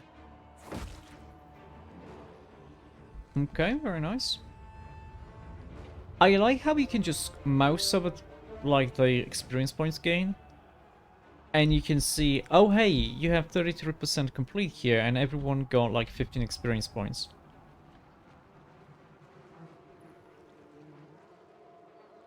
This is so annoying.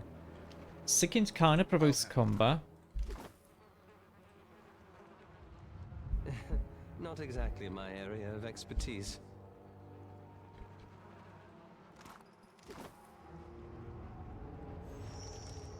Oh wow, so holding tab actually didn't highlight this. His body has been savaged by many claws and fangs. A cloud of essence hangs over it. You recognize it as belonging to Botaro, the man you saw lowered from the gullet earlier. His soul remnant pulses with urgency. Let's free the soul. You prepare yourself for the now familiar jolt and feel yourself pulled into one of his memories. You are being dragged towards the cage, but you're not looking at it or at the darkness below. Soon, there will be nothing else for you.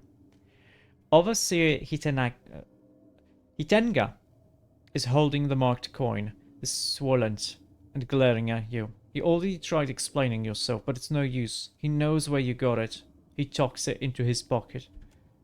Instead, you look at Biha, furious and heartbroken, where she stands beyond the guards. There's something you need to tell her, but she's so far, receding farther by the second. What did I need to tell her? You are standing in front of a man. His dark, wizened face reminds you of old leather, but the delicate work of embroidery rests in his lap. He holds out a purse with long, fine fingers. Oh, he took it from him. Okay.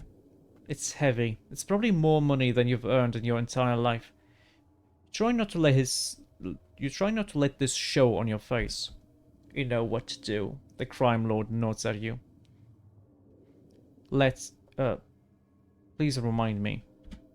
You will meet our mutual associate near the Adra Mill. She will give you a package. Pay her and bring this package to the Undercroft. He watches you for understanding before he continues.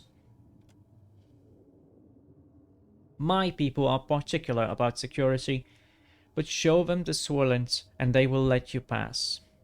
You pat your pocket for the marked coin. Yes, it's still there. You leave the lair of Dario the Lean and zip through the narrows, past the speth-chewing guards, left at the four-way intersection, and then left again to the gullet. Your hands are shaking and you're remembering the rumor Bihar told you about, of a merchant captain at the tavern. Money is heavy in your hands. It's a risk, but you realize you've already decided to take it. You approach the tavern with your heart in your mouth, realizing that you can't just walk in there holding Dario's purse. You need to hide it. Fortunately, the rubble around you offers plenty of hiding places. When no one is looking, you clear some stones out of one corner and hide the purse beneath them.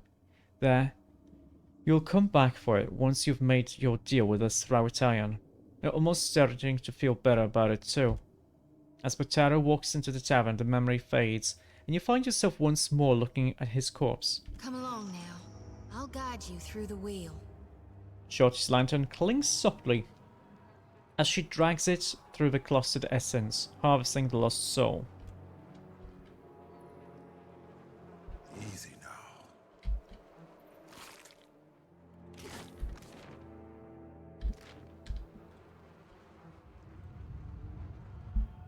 I'll take care of this.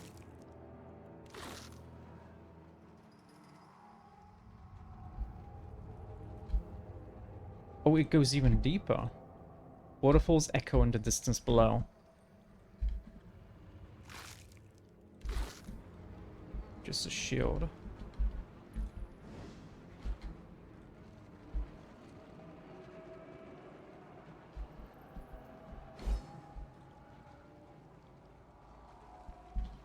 Oh, that's curious.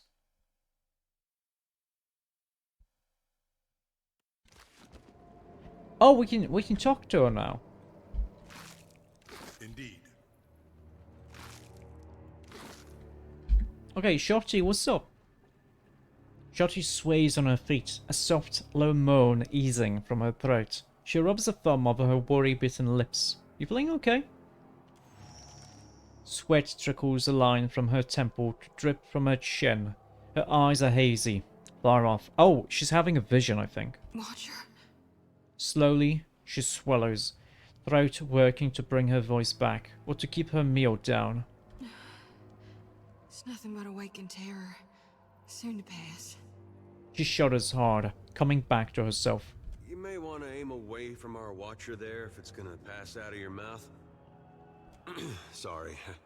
I know you're going through something there. You could call it something, all right.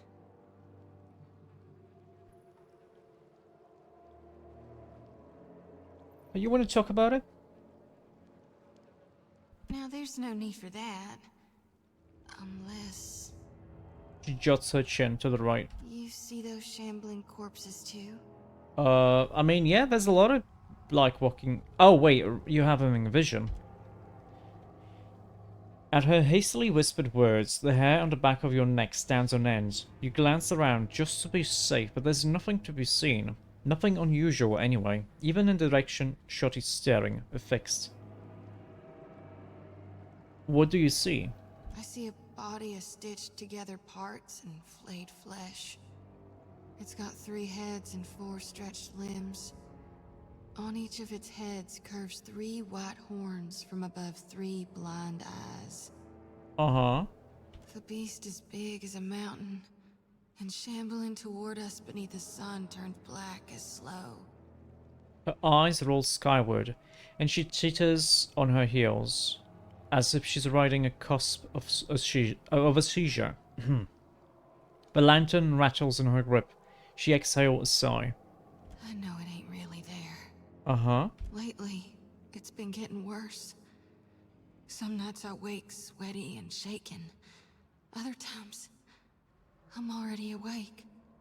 I got my eyes wide open, staring down the darkness, watching one lantern after another flickering out. Mm-hmm.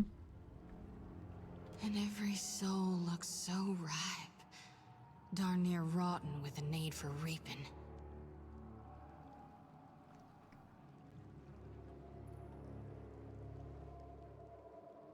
What does that mean? Dark days are coming for Kithkind. When the last light of hell burns out, the final harvest will be upon us. I think we might all die out. But does Gon want me to stop it? Or to help? Well, I think we can relight the lanterns of hell, given enough time. All is not lost. I sure hope you're right, Watcher. 'Cause if you're wrong... Nervously, she jiggles her lantern, her eyes lost in its flames. No, I know you're right. Gon's chosen me. Mm-hmm. So until I figure out what's needed of me, I'll do my darndest to help you on your path. She lifts her gaze to your face. We'll figure this out together. Shoulders squared. It looks off into the distance. Okay, is there anything else we can do to alleviate your nightmares? I'm carrying more souls than I've ever shepherded before. So, I don't know that it'll work this time, but used to be. When the dreams were riding me hard, I'd cleanse my soul before Gon. Uh-huh. If we stop by the temple in Neketaka, I can perform the ritual. Please, I need the relief. It won't take more than a minute under Gon's statue, that's all. Yeah, it's good. We're gonna go there. Don't worry about it.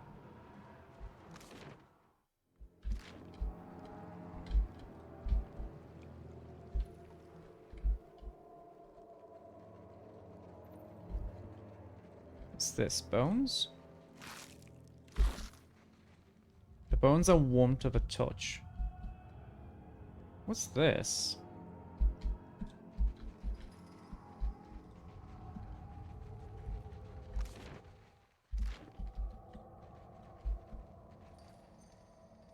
An essence battery. Oh, do we need to destroy these? Say your prayers. I feel like we need to destroy these for some reason.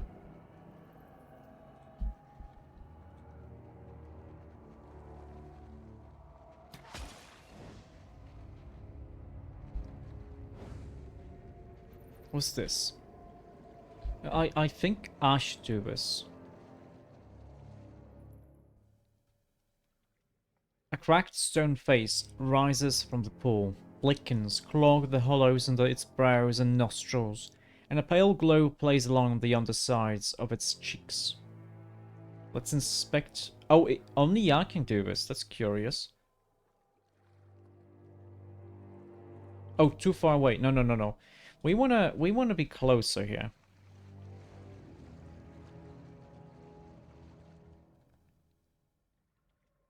Inspect the pool. As murky as it is, it's difficult to tell how deep it goes. You can barely tell... you can barely see the statue's submerged shoulders. The rest is shrouded in darkness. Yet a smudge of light shines from the gloom. Ooh, having survival helps here. Nice. It's only a partial success. Oh, I see. So 6 helps. But if we had 13, it would help us better.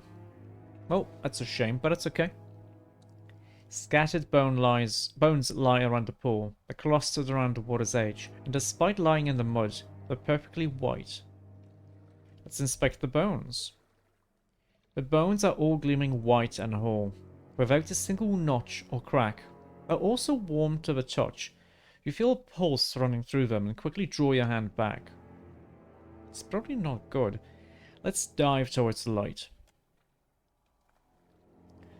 Well, I've probably got the highest constitution plus athletics from all of us. Like, Eder has the highest constitution by 1, but I got 9 athletics and he's got 1. I'm probably gonna be best here. You leap into the pool and swim down. The water is surprisingly warm, with an oily texture and a brackish flavor. Yet as you paddle deeper, the water grows colder. The light in the depths becomes brighter and sharper, and a strange melody murmurs through the water. As the mysterious source grows closer, muck clogs your eyes, and a strong current pushes you back. Despite the effort, you fight through the current, sustained by a deep breath and strong lungs. We have enough constitution. Let's continue towards the light.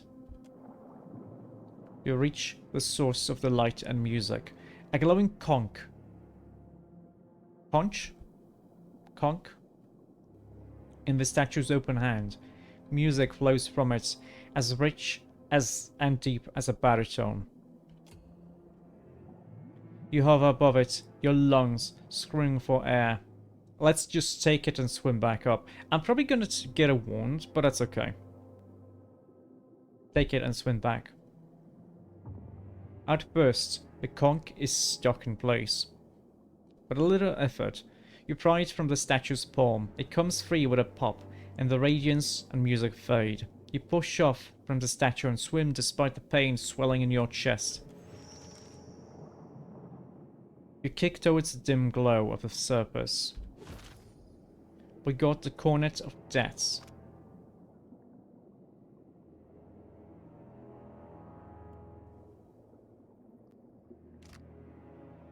It was put in the stash.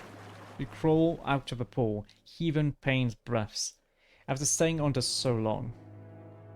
It sucks that we are fatigued, but that's okay. I was injured, yeah. You hear rattling. The bones by the pool grind and snap together. Several skeletons rise from the mud.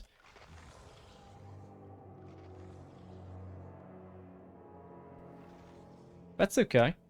This guy's probably gonna be a mage. Brigand, warrior. Everyone just attack at the same time. Everyone who's not you goes here, please.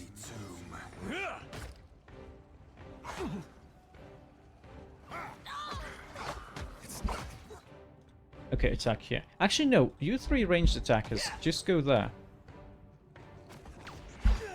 Oh, wow. Okay. Oh, he's got the shield. I see.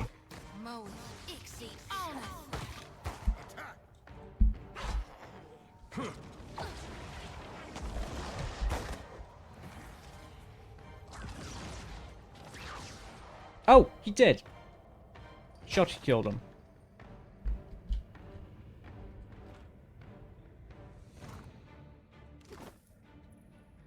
That was a pretty tough fight. Of course. But we did it.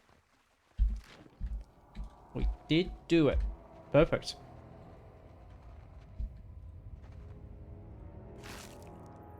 I'll see what I can find. Not what I was intending. See, that's me too.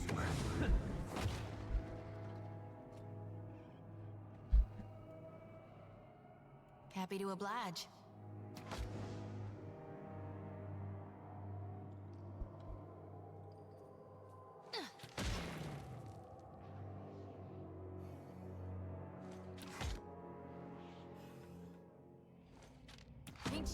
Hey, a hit. We hit him.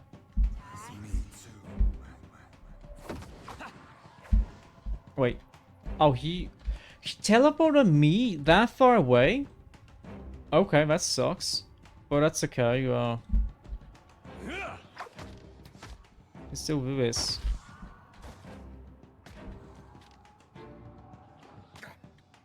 Smack him.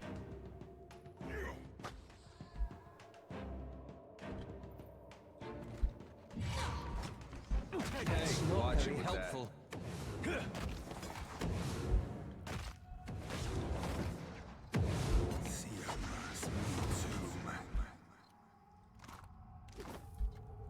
Well, don't see why not. Mushroom. And this. All done. Just a little bit of money. Okay, what's up here?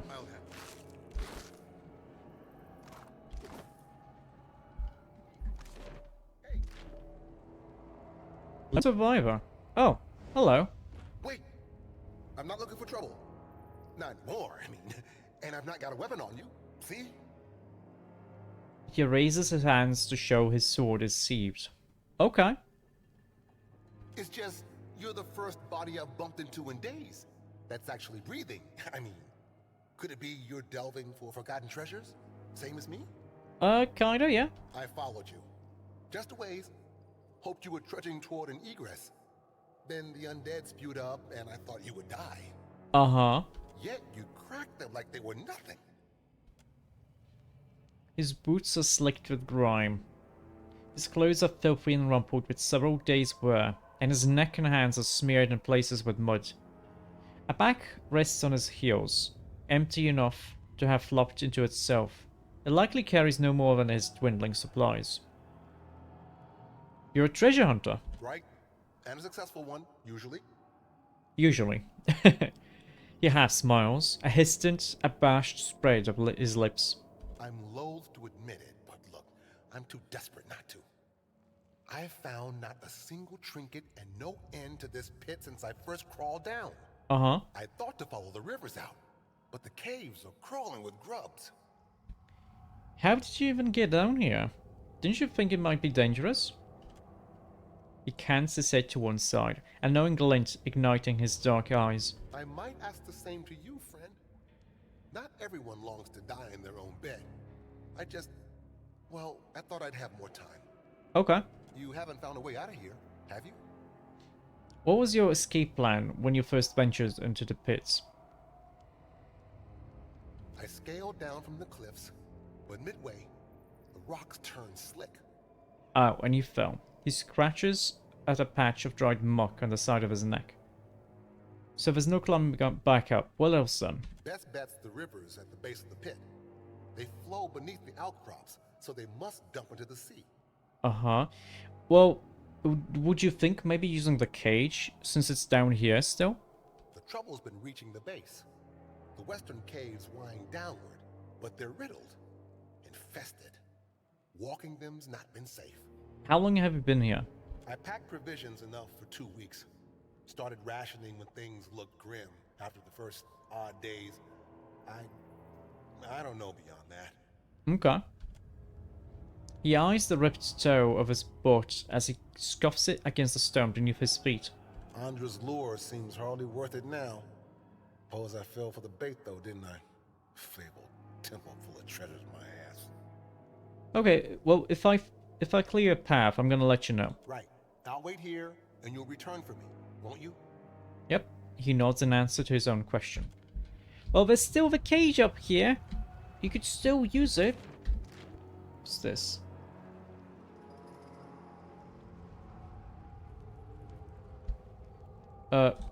Can we somehow get rid of this nightmare thing?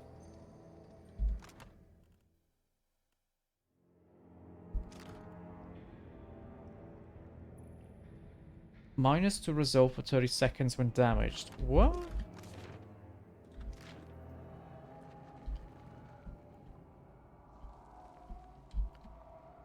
Hmm.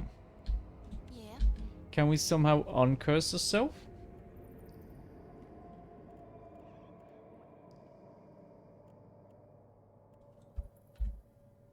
I don't know, but that's okay. It's fine.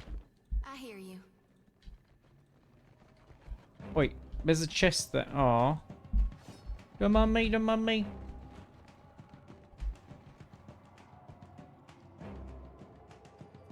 I guess that wasn't so hard. There was a trap here? There was no trap here. The better part of valor. Alok, what the hell are you doing there? Charge! That's a few of them. Now, Alof, I bet that you could do a nice fireball here.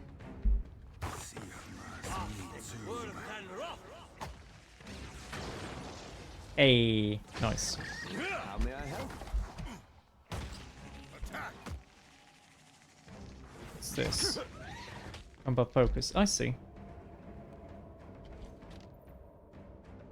I'll take care. Of course.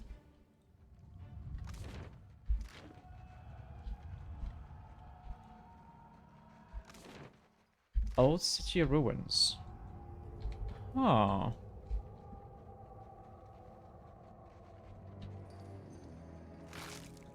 I reap what I sow.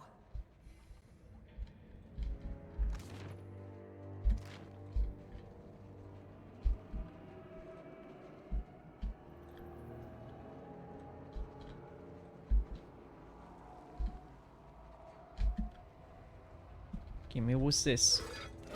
Lockpick. But lockpicks are nice. Useful. Now, there are torches here.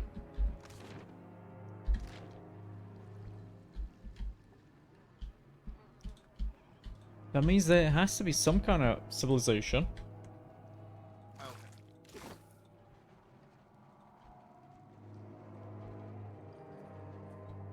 Fresh footprints stir in the mud.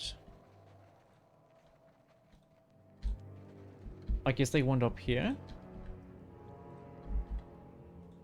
Whoa, whoa, look. Skulldrax. Okay. This gets a little bit tougher.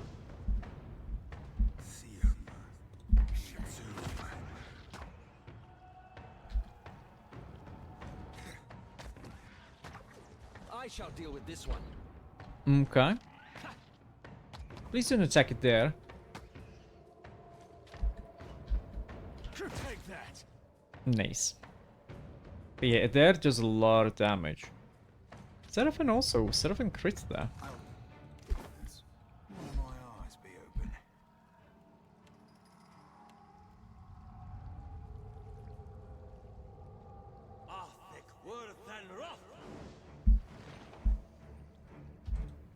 Moida.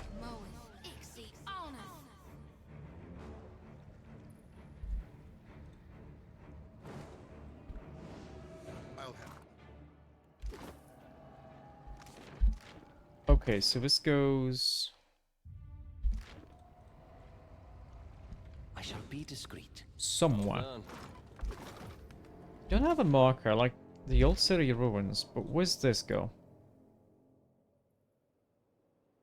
You find stairs carved into the cliff, but disconcertingly narrow in some places and broken in others, but they appear to lead all the way down to the bottom. Let's inspect the path. From here, the way down looks stable enough. However, you see a gap about halfway down the cliff. Here. You find stairs carved. Yeah, climb down. Narrow ridge. We're not perceptive enough.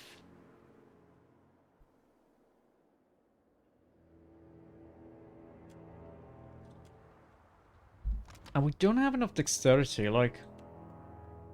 No one here has enough dexterity, only Shotty has 16. Well, let's see... Oh, partial success. So, I had 10. The other had 11.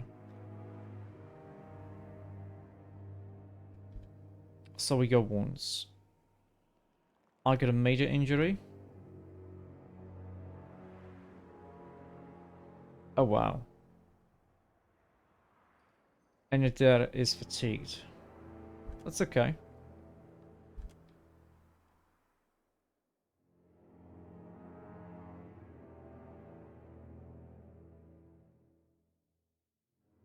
I still think we should probably go and okay, this goes to the old city. No, let's actually go tell the guy that we cleared the path. That's probably better for us.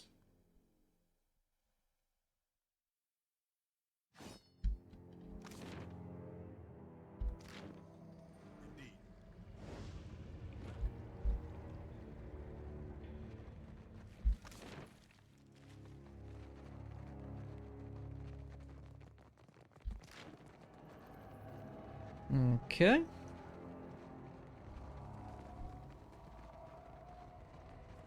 Oh, some kind of necrotic lance strap actually missed me. Okay, Mr. Lone Survivor. You haven't found a way out of here, have you? I've worked most of the grubs from the western caverns. Yes, right. It's safe to make for the rivers then. Or as safe as it's likely to get. I'll head downward now. For the winds, he hefts his back from the ground. Mayhaps we'll meet again in the darkness? Take heed if you've plans to trudge deeper north. I only glimpsed it once, but whatever nightmare lurks near the falls of the pit, it's incredibly massive, and surely just as mean. Okay. Well. Now. I would need 2 points of dexterity. Which I could probably get from somewhere.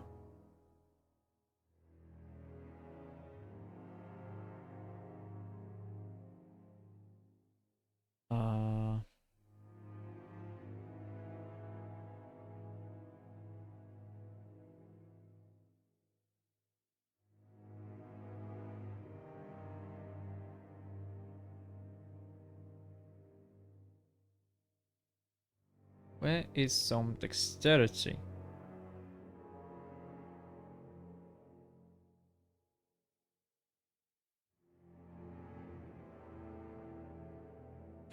Show. We could use that to jump down there. For me and for it there. Like both of them go to the same place, but maybe this would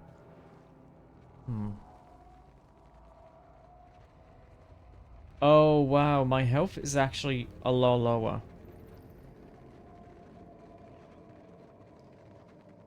Should I rest? I don't want to rest because I don't want to lose these bonuses.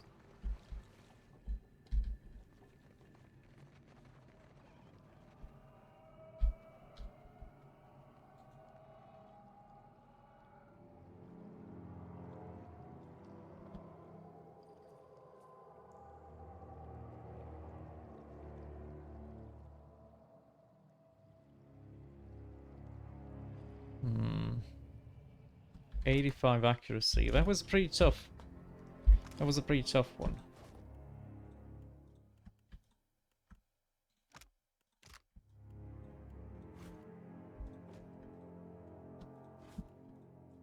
How do we...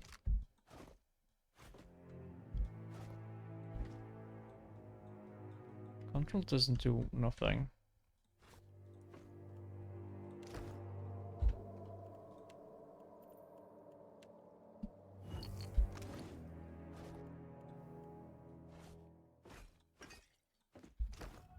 Yeah?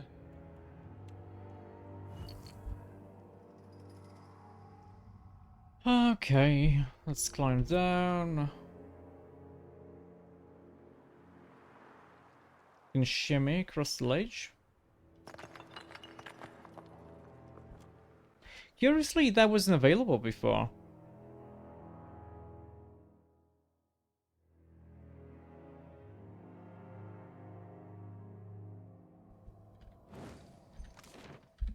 Oh, that's fine. Hello, son. Hello, hello. I'm doing pretty good today. Hope you're doing good too. Keeping hydrated. Oh, you're happy to see me stream? I'm happy to see you're here.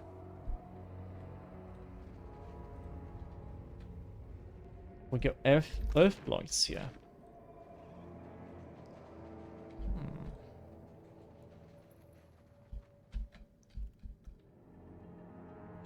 We're fine. Let's kill the lesser ones first. We have some flame blights here, but a fireball is gonna be okay. There, I can actually make this smaller and hit like this.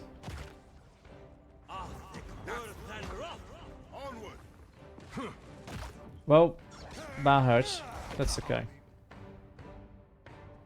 I'm gonna hit here, dare hit here. That way, we get rid of the small guys. Captain. What for, Cap? Very nice. Like flogging a figurehead. Futile. Perfect. Captain. Captain. Dim in the lantern. Take a gander over there. Ooh. It did actually saw this. But these are like regular weapons. Fine for now, for another 69 seconds. Sorry, Fred. Can't.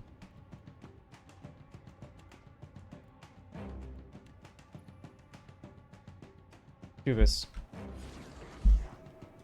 Wait, is it there stock? Fine.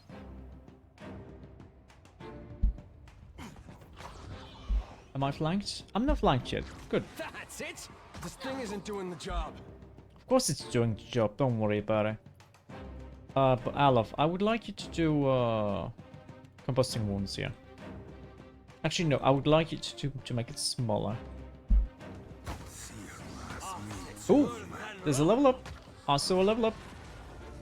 How may I help?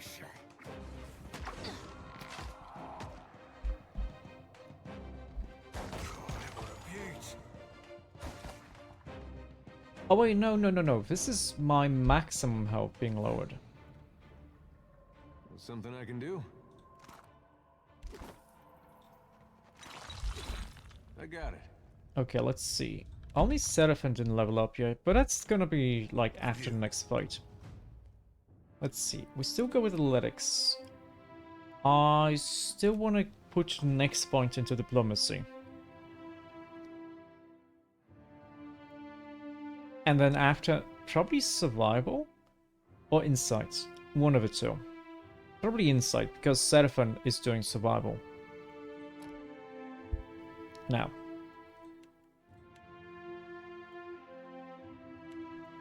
We could improve either lay on hands, which we aren't really using that much. We should. One rival the same. We did upgrade the mule kick.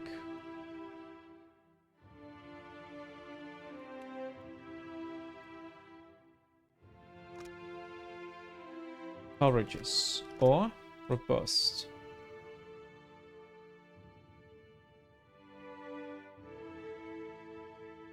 This is only for 8 seconds though.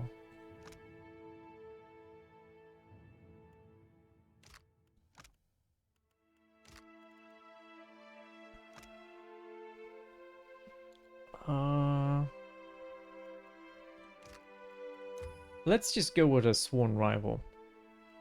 Because that helps for everyone, yeah? That helps everyone hit the enemy a little bit better. And, well, we have a sword, we have a spear. Let's go with a mace, why not?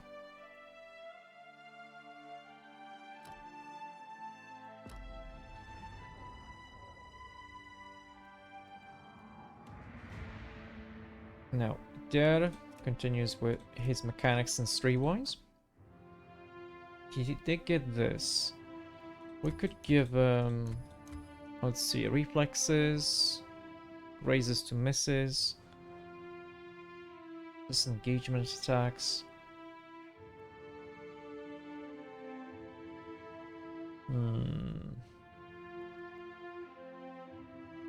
Next level he's gonna get one of these. It probably wouldn't hurt to get this. So all of the grazes from his reflex defenses become misses. Yeah. And why don't we let him, like, be able to use the sword better too? He loses deflection, but gets more penetration. I think it's worth it.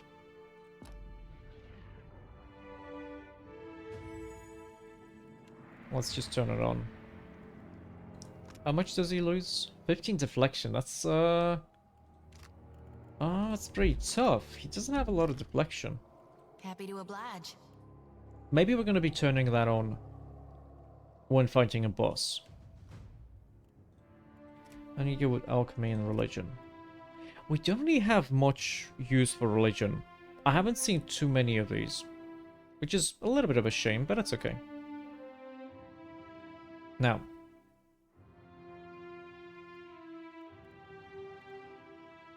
spell shaping. Do we want a spell shape, or do we want to...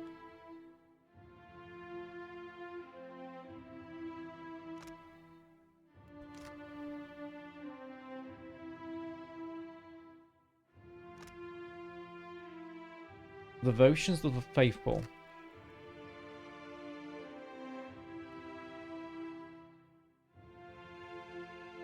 Religion is helpful at times among the Isles and different events. Yeah, but it's Shorty that has the skill, so part of the dialogue options is going to be limited, but I'm guessing like during events it's going to be useful. I think actually Devotions of the Faithful is going to be nice.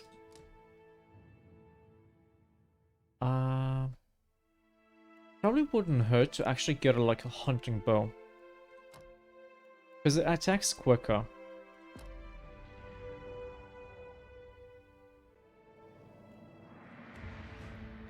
Now, Arcana and History.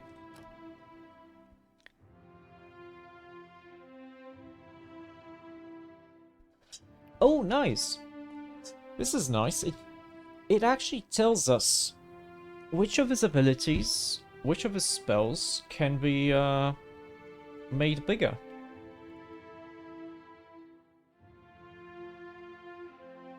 This is such a good spell. The Cult of Slumber is amazing.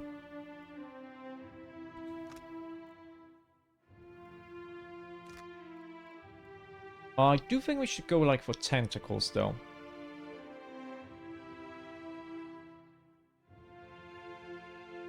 Or maybe Arcane Reflection?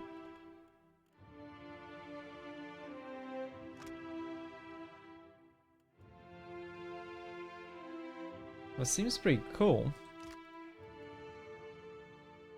Next level we get 2 spells.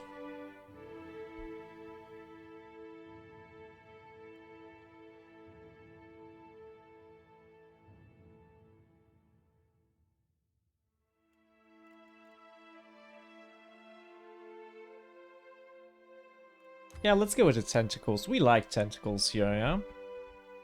Yeah.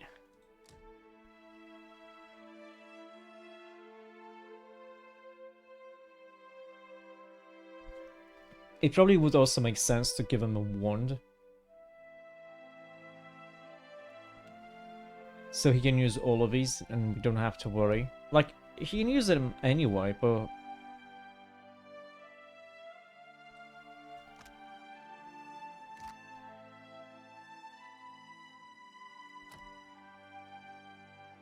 Actually, we are gonna want to give him a rod. Because that gives blast. So the small AoE attack that he can have.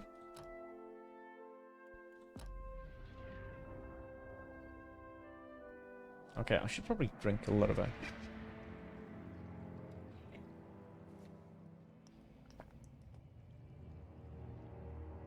Okay. We're gonna have a crash soon. Wait. How long does a crash last, actually?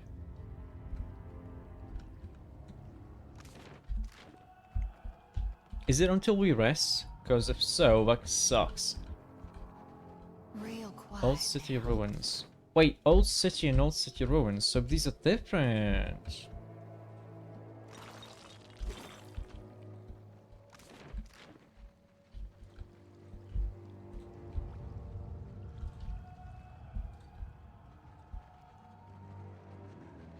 We already have a crash. Might, deflection, perception. I think... we're losing so much. Maybe it would make sense for us to rest. We'll see. If we don't... If we struggle, we're gonna rest. If not... That's fine. What are these? Rabbit corpse eaters. Also these stupid nightmare things. Looks like trouble. Let's retreat here.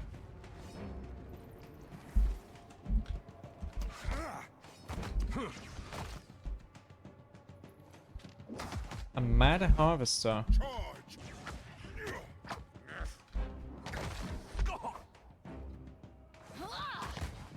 Time to separate the chaff.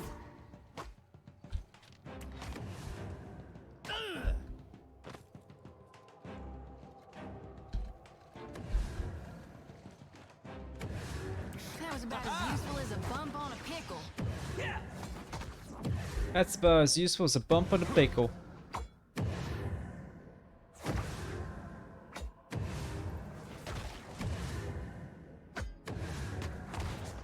Wait, only Alof actually damaged her, so it makes sense to just not walk close to her. Exceptional robe. Keep it down. So it makes sense to just not walk close to her and just have Alof deal with her. Okay, we can't really go here, can we?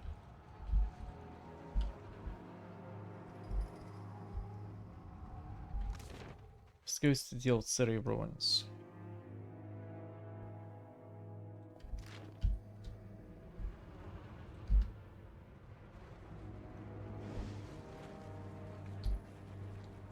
Just run here. A light's foot and an heavy bullet, I cap. Gimme. I don't know what I picked up. It was some kind of grass.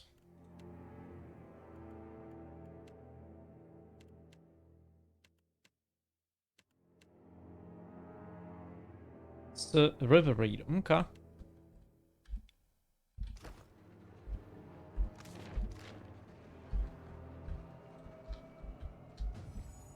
Ooh.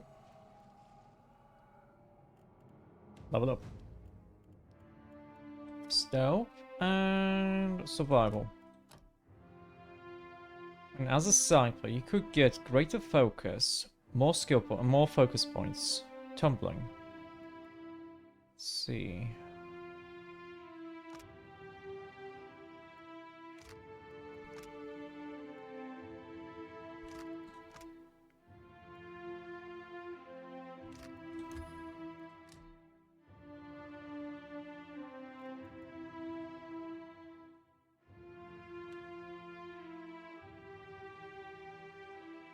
Slower attacks, but more accurate.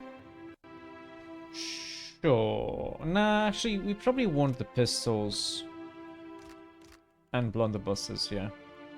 But sure, let's get firearms, get this one. It's fine, it's fine.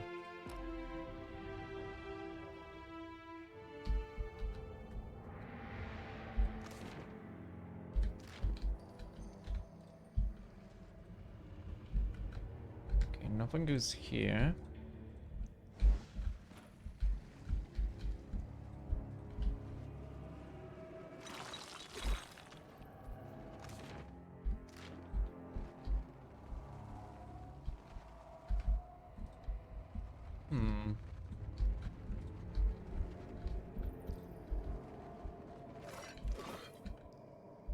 Some more drugs.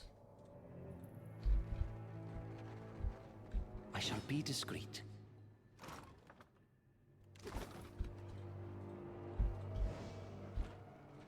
Oh, I see you. Your corpses. I see you. You're alive.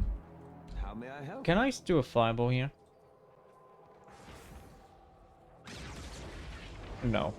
Well, that's bullshit. Happy to oblige. I'm here. Okay, I'm gonna walk in the middle there. Probably get this corpse. I'll take care of this. Min's fortune. Ooh, saber. It's sharp. It's exceptional, which is pretty nice. Let's see.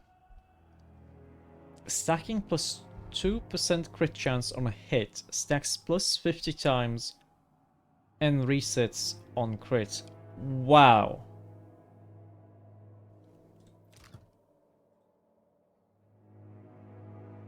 Oh, wow.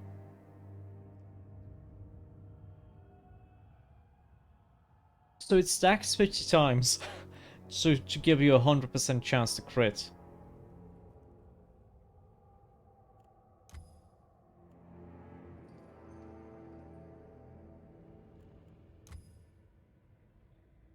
And we could do a more crit. I think I'm just gonna give this to it there.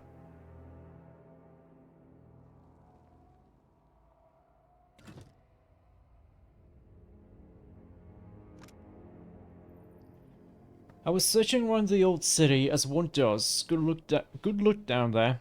Captain said, hardly any beasties at all. Captain said, should be perfectly safe. Captain said, bloody fucking peaceful brains.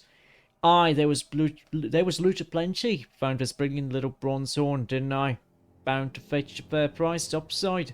Of course, the moment I pulled it from the muck beside the corpse of some poor rotted wretch, I hear this great moan starting up behind me. I jumped like a startled hare and ran for it. And here comes this shuffling. Right fast as anything. Right on my heels. I kept running like Skane's own effigy was chasing me. And it kept coming. And sure as I got lost. And I sure as shit I got lost. Okay. Now I'm huddled in this old ruin, hoping I've lost the damn thing. And if I haven't, well, I hope whoever's reading this learns better than me. Don't touch nothing. Well, that means Ether can take this. And this is...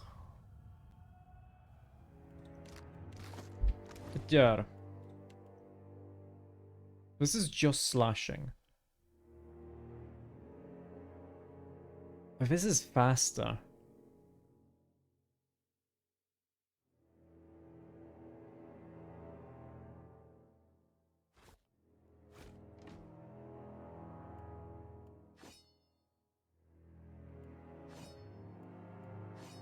Wait.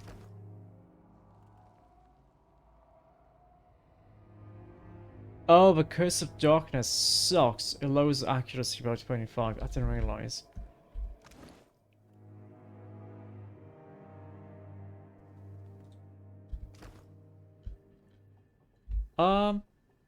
Whatever. We picked this up. Let's go here. We got trouble, folks. Of course we got trouble. That's fine. Like, all of them are gonna wake up. That's okay. But cool. Alof, I would like you... Sure, to do this. Why not?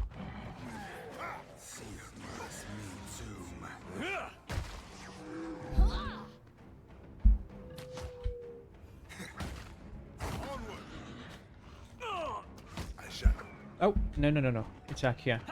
We're good. You'll be right screwed. Certainly.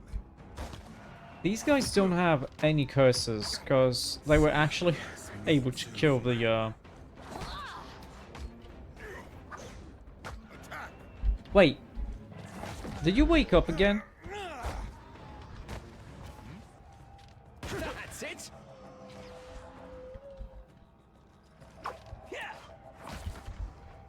That order's too tall. Yeah, this is fine.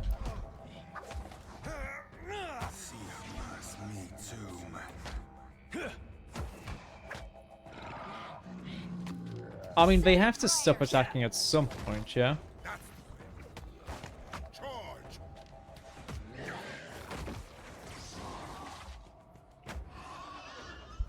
Nice. Nice, nice, nice. Ooh. Mernan's broad belt. +2 athletics. Ooh.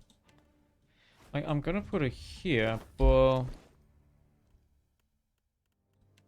Like, I'll have something that gives me stride and survival. Maybe it would be better to give us to... Who's got the lowest athletics, actually?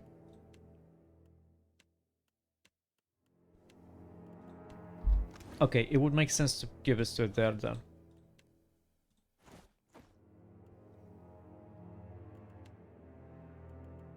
Also, you've got your crossbow here.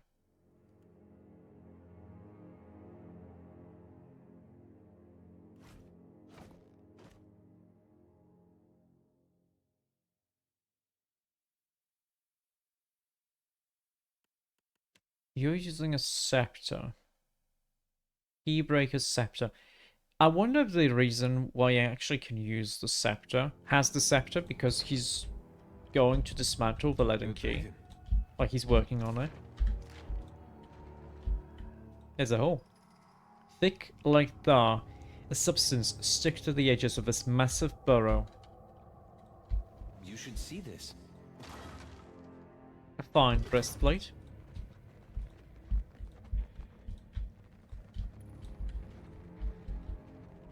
Let's keep quiet.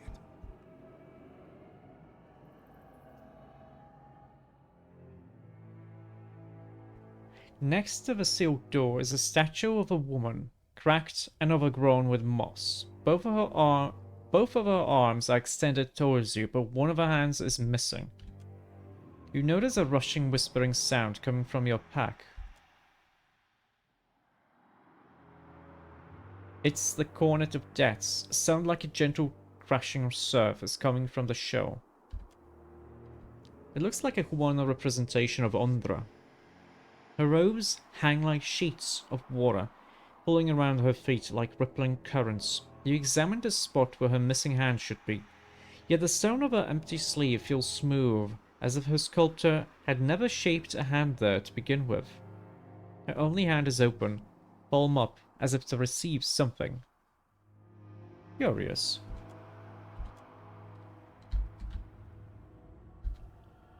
I mean... yeah?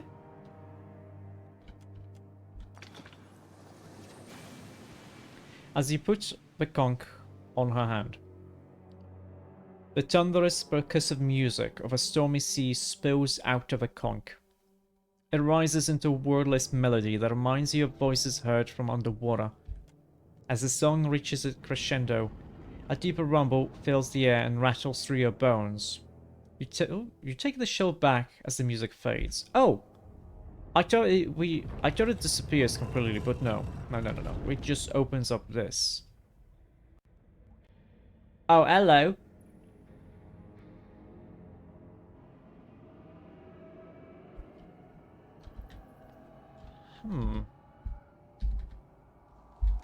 We still have this, yeah? We still have it, okay.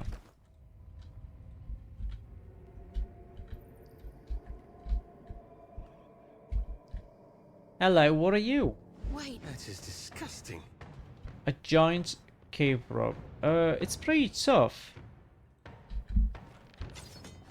It's about as useful as a bump on a... But because we're on story mode, it should be easy enough to actually do this. Oh, you know what? Well, he's already flanked.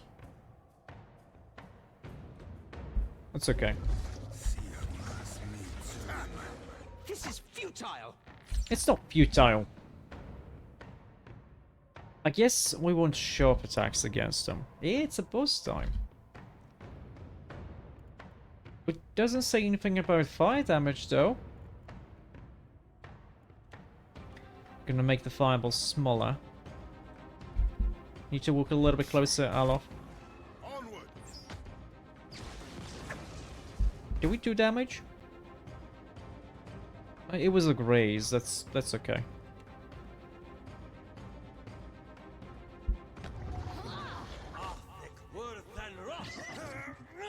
That's not very. Oh, Alof, why do you have to do this? Let's do this. We can make this smaller and we still hit all of them.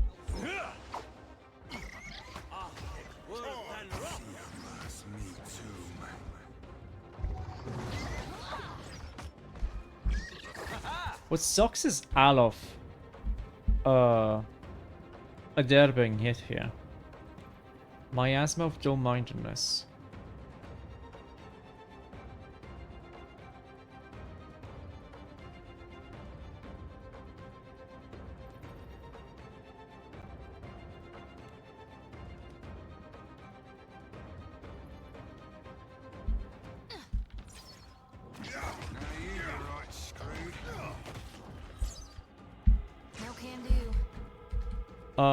Wait, what you doing there?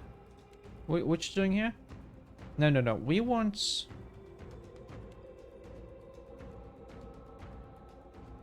We want you to do this.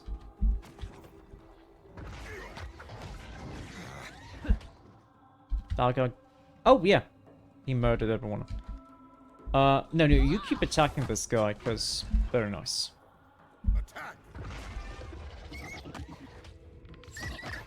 I'm so cursed, like, we're blind. We have nightmares. Is my resolve 1? Yeah, it's 1. Ahoy, consider it right fucked.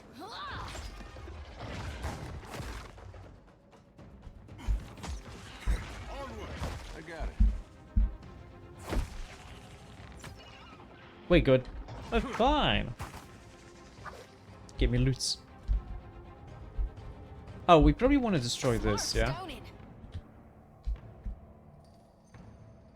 Let's see what we got here.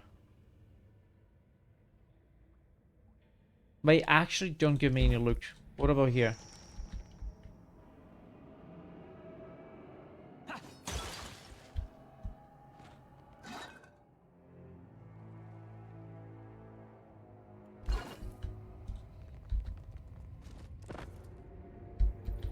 Oh, Seraphim fell.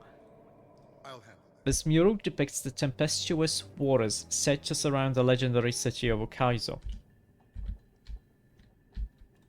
There's also this.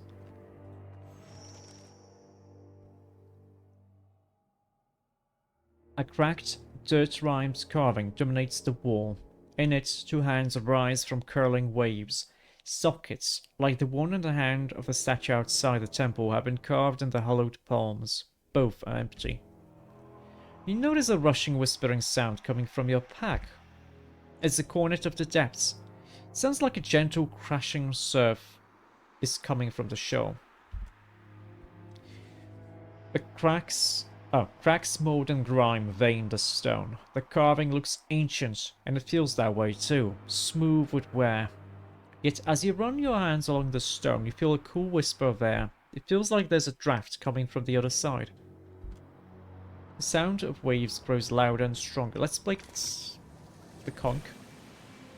As you do, the thunderous percussive music of a stormy sea spills out of the conch. It rises into a wordless melody that reminds you of voices heard underwater. The conch glows. Perhaps it's just a trick of shadows, but the stone hand seems to tighten around her. And I'm good with this. I'm good with this. We still need the other one. The Gullet's Falls. Oh. Do I have like a shortcut here? Because that would be nice.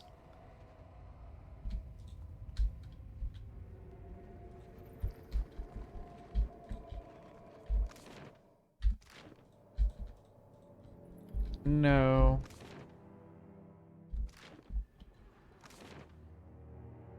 But we can go to the old city ruins.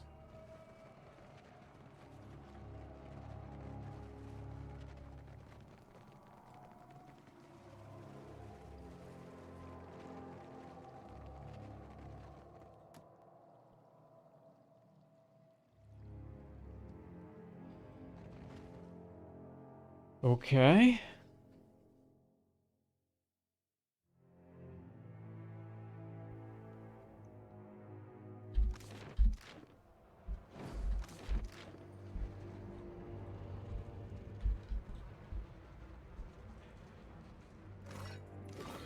Honestly, being able to do quests out of order. I see. You're gonna wake up, yeah?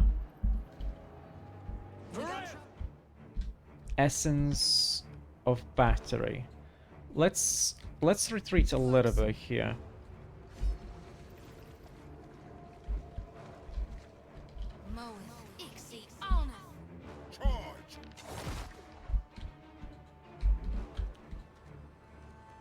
Here we go.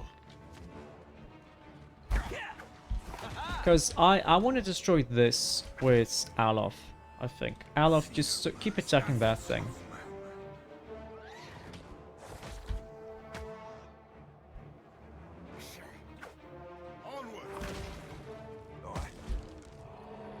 Very nice.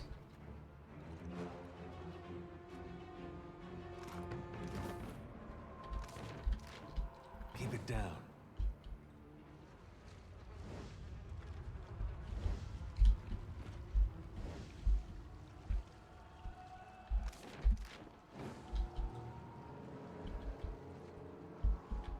Keep your weather eye open. Ooh, Seraphim actually. Oh, probably because everyone else's perception is too low.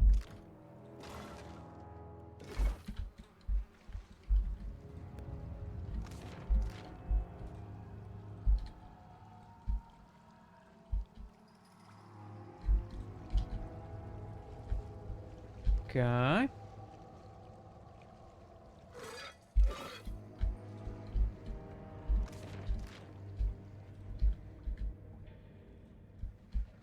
Oh, this is a temple.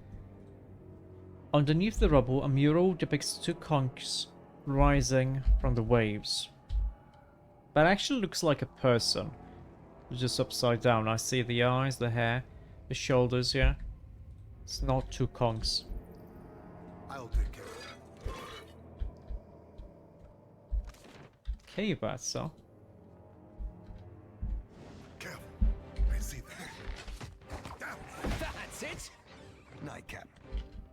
Oh, the skull Drax, I see.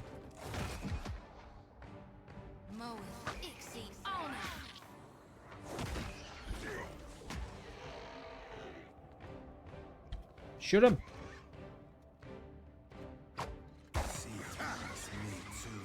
Very nice.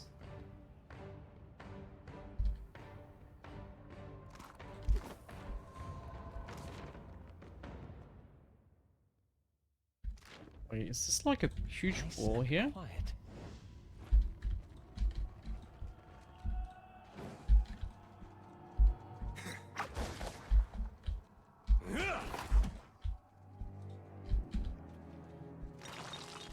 These are grubs. I see them. Charge! I shan't miss again. Me too. Oh. A greater Earthblight, huh? Me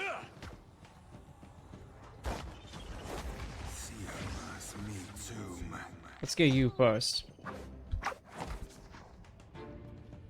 Ain't you got the decency to die? What was that hit? Eora's grip. I see. Me too.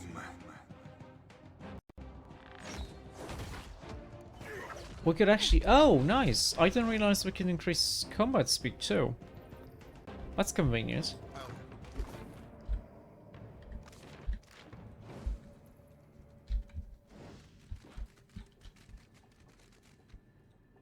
Glowing purple spores come away on your hand.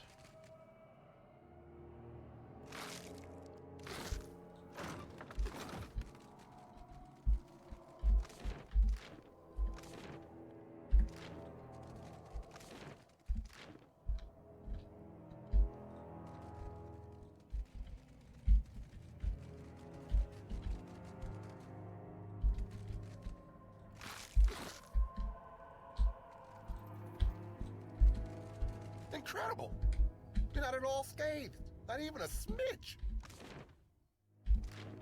Okay. Oh, that takes me to the other place. I see, I see. What's up? Well, we're still alive. What's next for our daring escape plan? Are you injured? How are you holding up? Me? I've been through worse, and I'm tuned to survive. With a half-forced grin, he stretches to model a clearly lean-muscled and agile physique. But mid-arc, he winces and palms a gash on his arm, ruining the effect. You need healing. I'm good with a thread and needle. Give me half a chance to get out of here, and I'll be fine. Okay. The path to the rivers is clear. Hope you can hold your breath. Chances are decent, at best. So, I'll see you on the other side. Supposing I do survive the plunge, and you're of mind, meet with me in Port Maje. I'll have something for you, for saving my hide. In Port Maje? Okay. Too sore to rush for it, he secures his pack with careful motions and, with a final nod to you, eases out into the darkness. Well, we're gonna have to go there.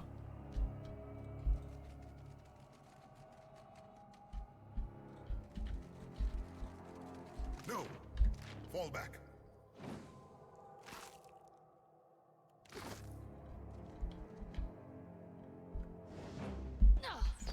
Smack him!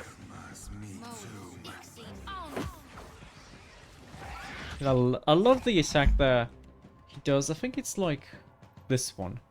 The Mind Blades. Because they jump between each other. 6 jumps. Very nice.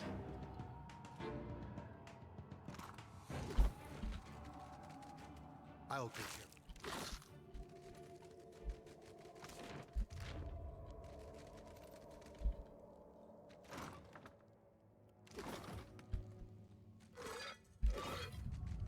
Wait, what's the antidote again?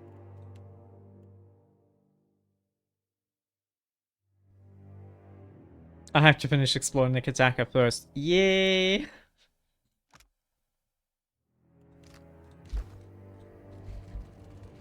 Did I find a sword? Well, I found a really nice saber. Misfortune. It looks pretty cool. It looks pretty cool.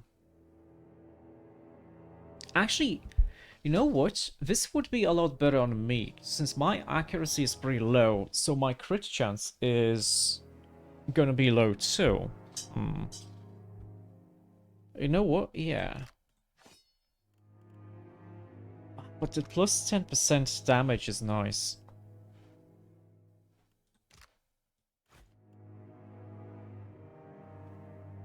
I don't know if I want the Watcher's Blade or if I want the other one. Like, well, this one's fine, and this one is superb, exceptional. So, this is probably gonna be better.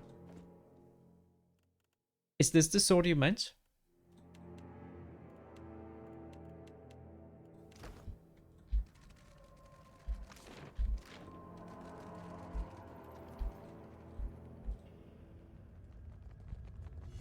There's a room I missed. In which area?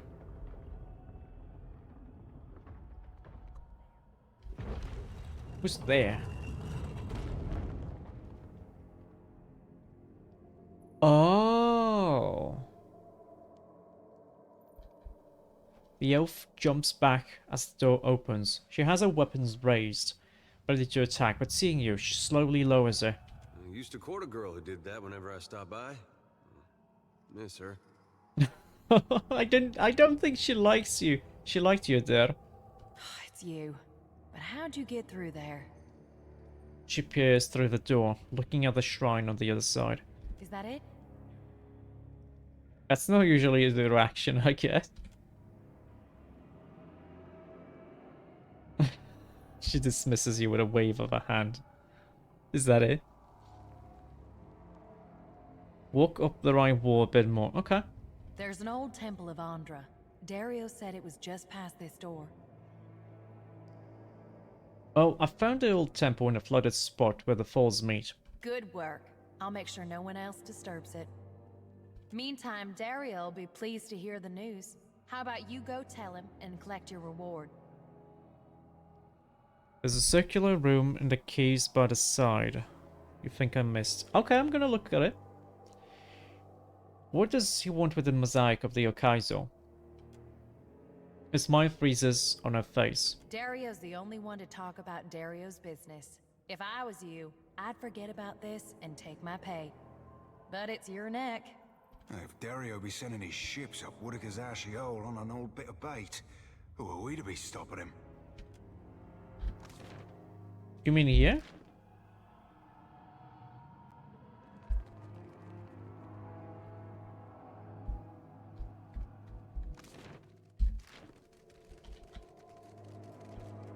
Well, I didn't see anything. But then again, I don't have enough perception. Do we have any more spef? Another room, okay. Here? No. Oh, there could be something here.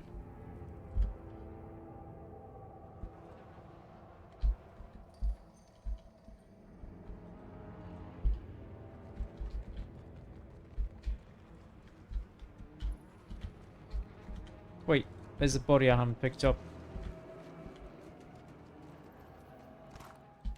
Also this. All done. Some blessed incense. Okay.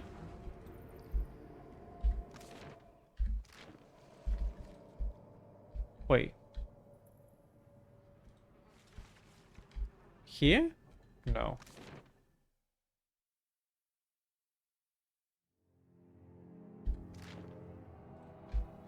Well, to get the... Oh, here.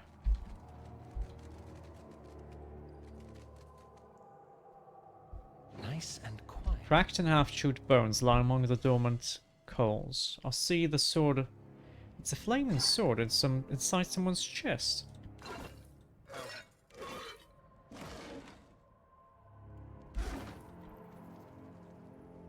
Hmm. Hey, stop! Oh! What are you doing, you fat-fingered oaf? Put me down! The sword twists and turns in your hand, trying in vain to wriggle out of your grasp. The sword modware is... The word modware is etched and gilded at the base of a blade. Oh, how are you talking? How are you talking? Well, I have lungs and I have a tongue and I have my air pipes. How about you talking? I like this sword. Can we keep it? Keep your filthy paws off me. Why? What's your problem? Wish Isselmere were here. I bet she'd have been good friends with it. Oh yes, that's always how it started. It usually ended with someone losing an eye. Well, Alof, you have both eyes, so at least it wasn't you who lost one. Modware huffs in irritation and turns over in your hand. Now, if you don't mind, I'm waiting for someone very important who is definitely coming back any day now, and you won't want to be here when she does. The Master Animancer, responsible for your condition, I presume?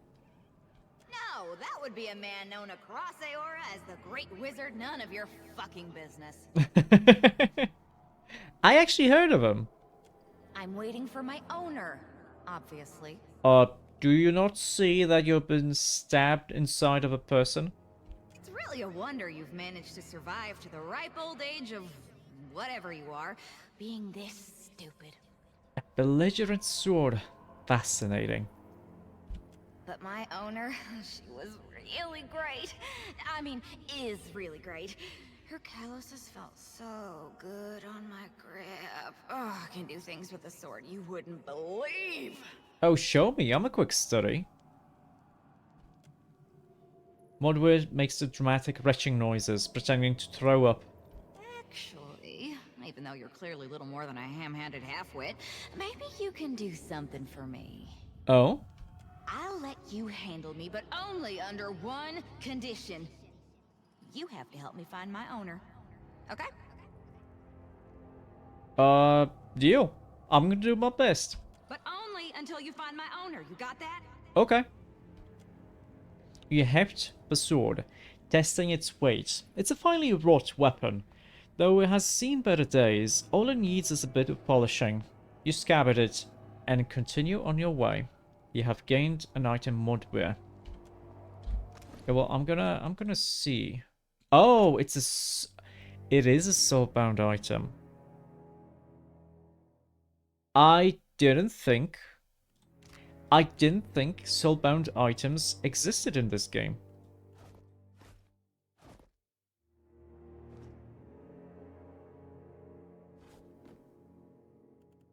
Well, you get your sword back then. So let's see. By itself, it's fine. Jealous, restricted to the Watcher. So okay, that's curious. It's jealous. Emotional. 20% damage, though does burn when above 50% health. And has freeze if below 50% health. So it's 20% more damage, and the type depends on my health. That's fine. Wrought of fine steel and engraved with gilded Eldarian runes that read mod. Blade would have been a fashionable Derwooden noble's favorite accessory 20 years ago. Time has been rather unkind to it, however. The delicate filigree relief in its pommel has been scored by accident and violence, and the tightly wound leather of its hilt is stained with patches of old blood. For all that, the blade itself is sharp and curiously warm to the touch, and the tongue of a soul inside it is sharper still.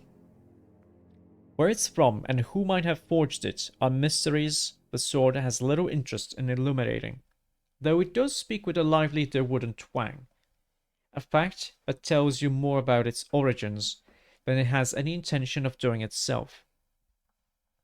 I'm gonna bind it. What? Oh, so depending on my class, it has different abilities. What do you want? Well, who was your owner? A much better swordswoman than you, to start. Why did she lose you then? There has to be more than that. How'd she come by those skills? What was the name? Killing troublesome animancers, mostly. Behind Modw's words curls a cat's mischievous smile. She was an agent of Dunnard Row, at least for a while. Her name is Ingfrith. Okay. A much better swordswoman than you, to start.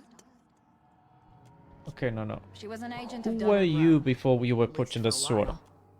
None of your god's damn business. So for metaphysics and for Arcana, animates rarely retain their consciousness, let alone their memories. You're different. Nice of you to notice.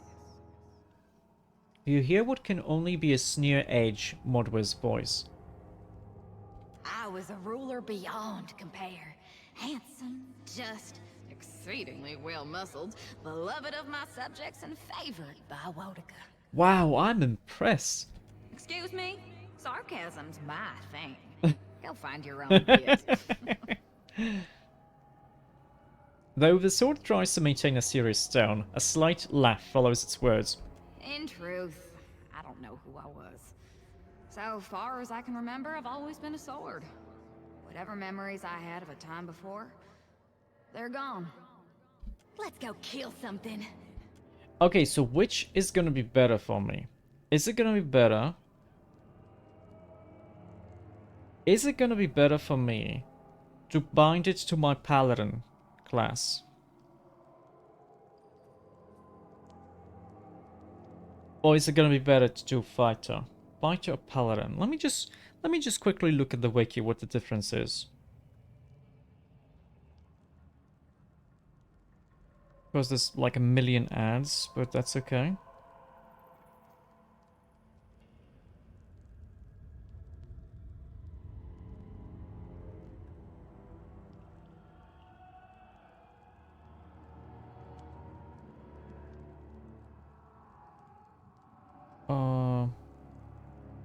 Wait, any class, any class, any class. What? So it seems like it doesn't really matter. Let's bind it to a fighter then.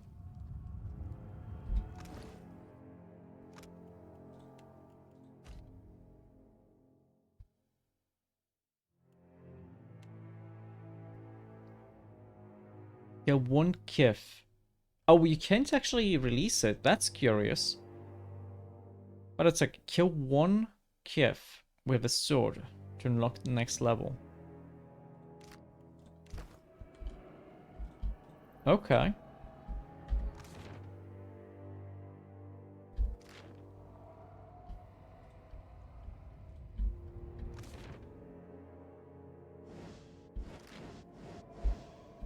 What's happening here? That was weird.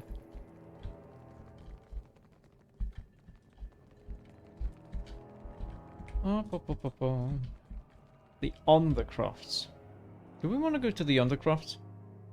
Am I gonna get attacked if I go here? Because that would suck.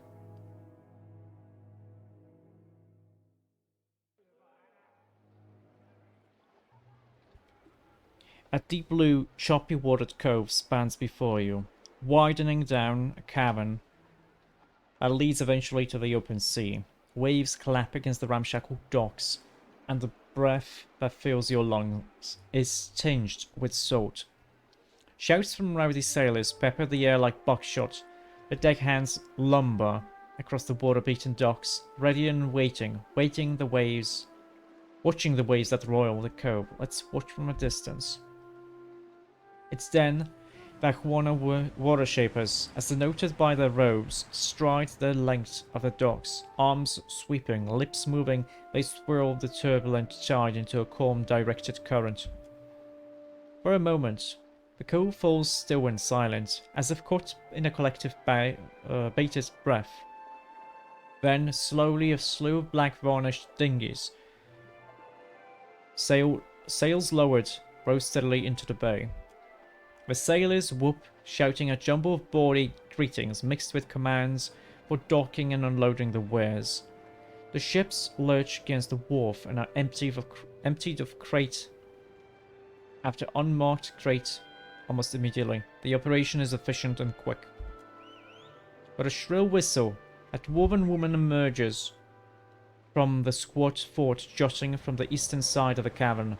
Twice more she whistles before the water shapers reverse the bay's current, and the ships are swept gently out of sight, back to the sea. It's clever, I'll give him that.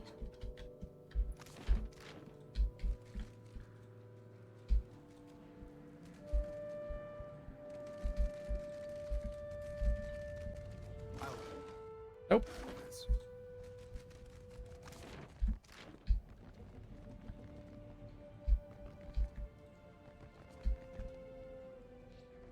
The captain of the Tidebreaker stands stiff-backed before you, blooming despite her lack of height. Her hard-muscled legs spread solidly apart, and she splays thick, calloused hands over her hips. She regards you with a heavy gaze, her chin tipped high. And who, or what, do we have here? Well, stubby fingers grind impatiently towards the flintlock tucked into her boat. Well, I see it. You've got two options. You can tell me who sent you, or I can feed you the shaft of my gun. Morina's features are harsh, cutting. Her hair is drawn up into a large braid on the top of her head. Feathers and bits of bone, teeth and phalanges, wrapped with ribbon, jut from tresses that gleam like red wine from the low light. In the low light, you don't doubt she'd follow through on her threat, or try to. Well, Enoy told me to find you. What for? I've already got an emissary. Speak up, Swabby, and be quick about it. Yeah. My knife arm's twitching. Somebody killed your man Ulog, and the Reparers still need food. So, Enoy fancies you the new Ulug, eh? Ulug. No? And you had nothing to do with it? Then I need to know how it happened. Her eyes gleam with the promise of violence. Well, looked like he's been beaten to death. Her expression twists, face purpling with blood.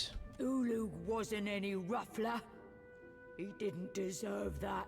She runs her tongue over her teeth, regaining a measure of calm. Everyone in the gullet knows Ulug's my man. Everyone except the Mutaru. Gotta be them what got him.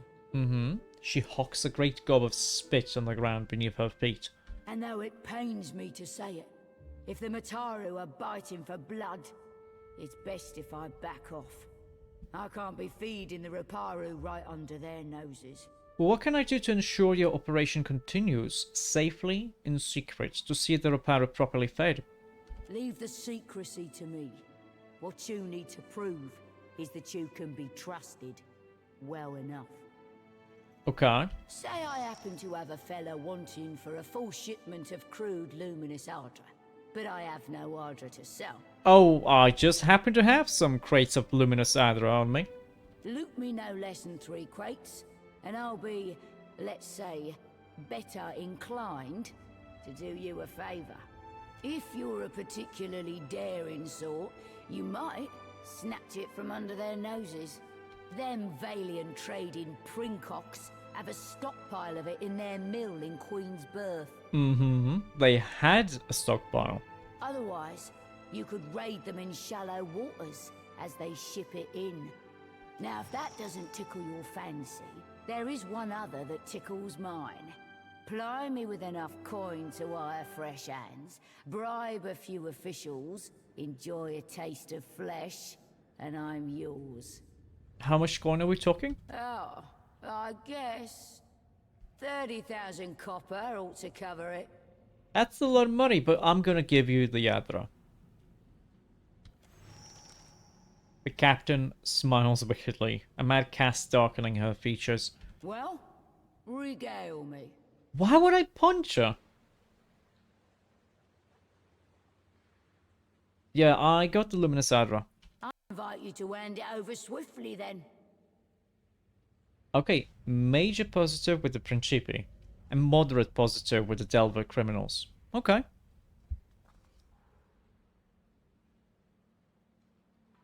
There's a boat on the eastern end of this map that allows you direct transport to Queen's Birth.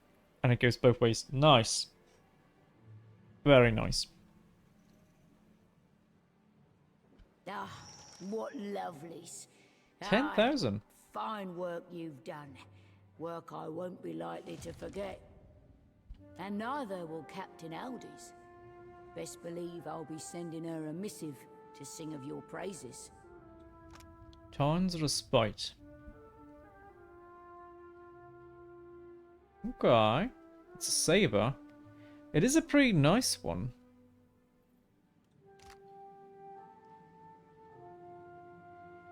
A deal's a deal, then. We'll catch us a fresh contact. Round up the shipments again soon. Strong and sure. The Ruparu will have to stand on their own 2 feet someday. But for now, we'll keep them out of the ground. She dips her chin in a gruff nod. Farewell. Okay, so let's see. We helped with Pitley. We helped here. We kind of went around, completely went around Dario. Because we never got the Cornet of Waves. Is this missable then? Did I miss something by not getting the Cornet of Waves? Am I gonna be able to get in now. Because there was a door that needed both of them. But, nah.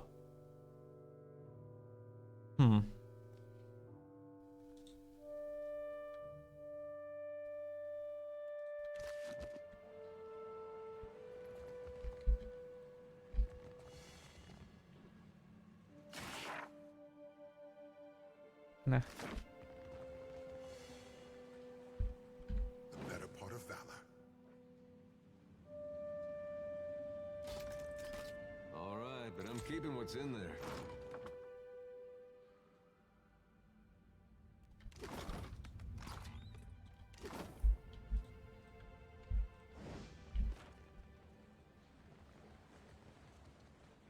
Bide where you are, lovesome. Well, regale me. You know Dario? Of course. He's my landlubbery contact in the gullet. Uh-huh. Once, he was a master sailmaker. Lots of Principe crews vied for him, but he lost his footing in the rigging one day. And after that? It's a mistake sailors make only once. He shattered both legs. Was Elia's mercy that he broke nothing more. But after that, he lost his taste for the sea. I mean, he wouldn't be able to sail anymore, so... Know what makes you a pirate, lovesome? I bet you're gonna tell me. Sailing. It's sailing what makes you a right pirate. Sure, plundering too, but leave the seas and you leave the Principe.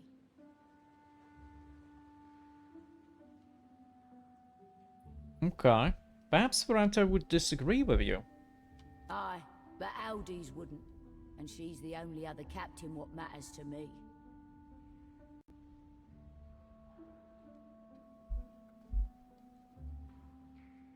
You don't see me flying Ferrante's flag now, do you?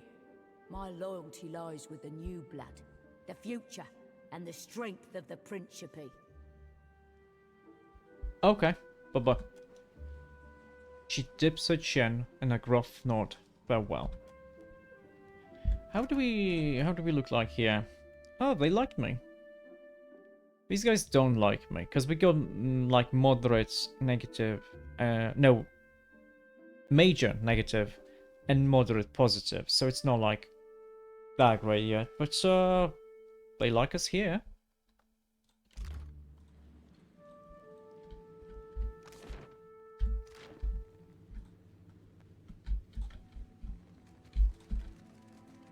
And so I know your crew.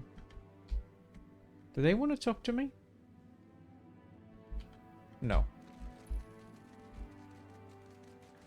Keep it down.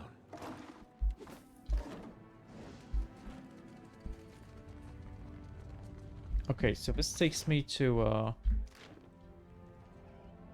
the Queen's Birth, but I wanna look around a little more.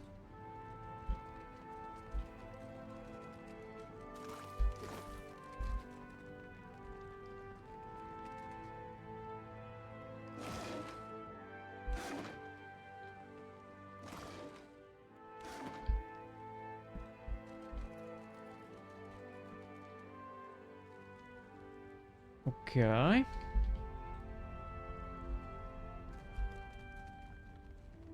Oi, Captain.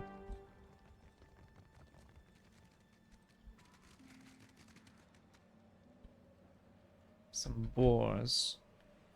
No, I'm not gonna be freeing the boars. That's kind of mean.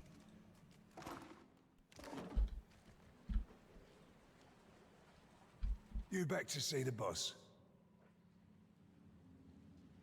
Oh, yeah, and you know how she hates to be kept waiting. I'll be escorting you then. Stick close now. Wait, what? Really? You're gonna be like this? Well, there's nothing else really here, so we're gonna let's just go to Queen's Birth. I do need to rest because I got so many penalties.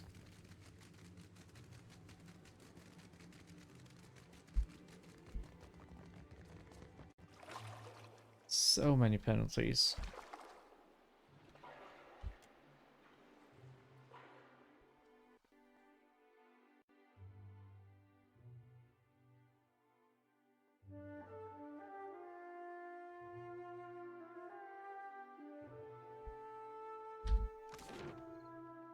Okay, we want to go to the Wild Mare. We want to rest there.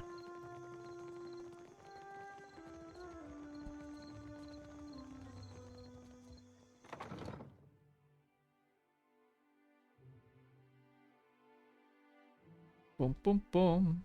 Boom, boom, boom. Now, what can I do for you? You see anything you like? Yeah, I like this room with a private dance. Okay, yeah, all of the penalties went away.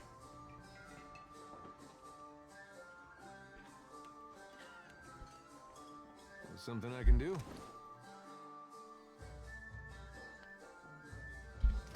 Okay. Now. Well, we still have to go there. That's fine. Still have to go to the gullet. Lord Admiral Imp.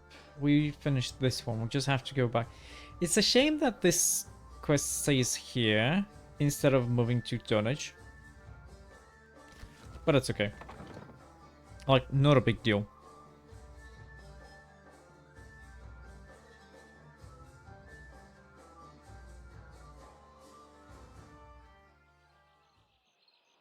And I still haven't found the three other companions in Nekataka. How? I haven't found Pelagina. I'm sure she's here. It's just that, where is she? I mean, she could be in that other place.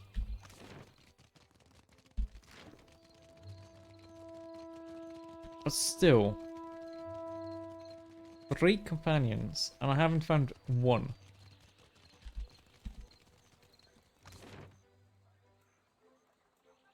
I didn't even go to, like, any of these. How am I supposed to get... I guess we would have to go to the Sacred Stair first. Well, we have to go to the Gullets. Oh, going to Annoy is gonna be quicker.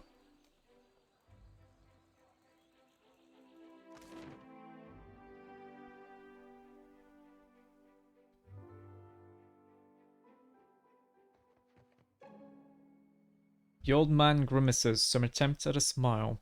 He inclines his head to you, indicating he's aware of your presence. The Principi will supply food again, if more Reparo work with them.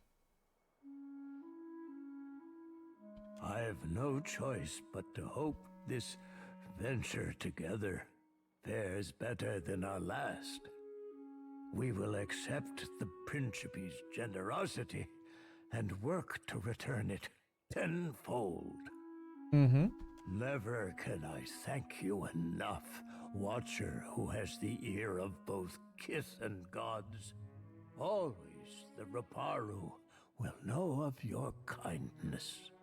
Should you need refuge within Nekataka, know that the Reparo will stand by your side. Take care, old man. May Amira's winds ever fill your sails, boy. We will not forget what you have done for us. So we get some major reputation with the Gullets, which is... This is the Gullet? Wait, that was major reputation? That wasn't too much.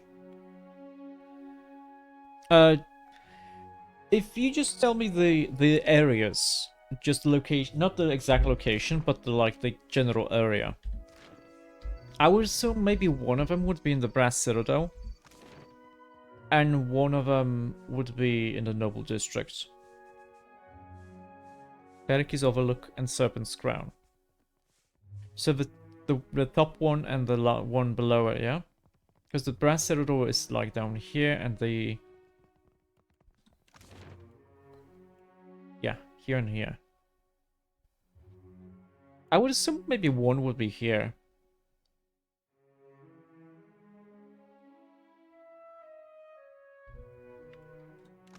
We'll see, we'll see. We need to go here, yeah?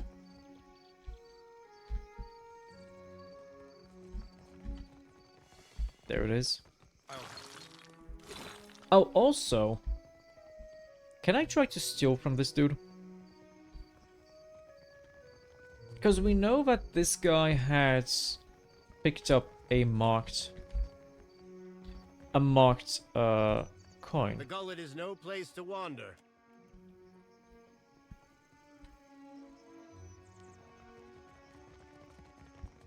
Captain.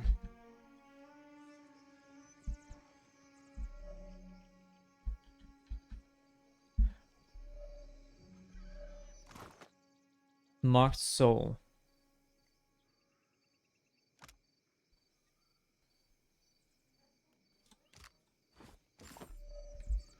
I think this may be important in some way, so we took it. We don't need it so... Yeah, but we can give it to the guy, yeah?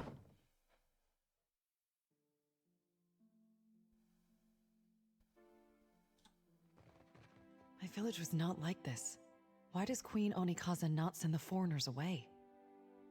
I found your husband in the old city. He's dead. Of course. I only hoped. It is no matter.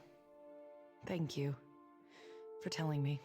I also found the money he hid. Take it. That much copper would only bring suspicion. Mm-hmm. Besides, maybe Suduza will accept it in exchange for passage. Well, at least try to give it to her. Gave me positive reputation, yeah? That's good. How are we doing with reputation? It's 3! Wasn't it 1 just before? I've already dislodged one trespasser from my head. I've no interest in another. Sorry, lad. Thought that chip on your shoulder were for all to see. Do you ever have a thought and just decide to keep it to yourself? More than you know, my dearing mate. More than you know. Oh. That was kinda deep.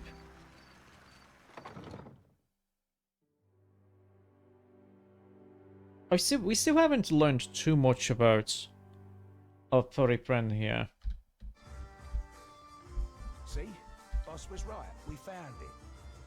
What is your business with me? Did you cross paths with a man named Butaro? The one who threatened me. I shall not soon forget him. He threatened you? What? These Huana learn too many pretty words from the Valians. You cannot trust what they say. Well, if you do business here, perhaps you should learn the culture. In a few years, these people will all learn our ways and pay homage to the Ranganui. But you asked about... what was his name? Bataro? Yep. This fellow wanted passage on my ship. As if I were the village ferryman. Why is this person lit up?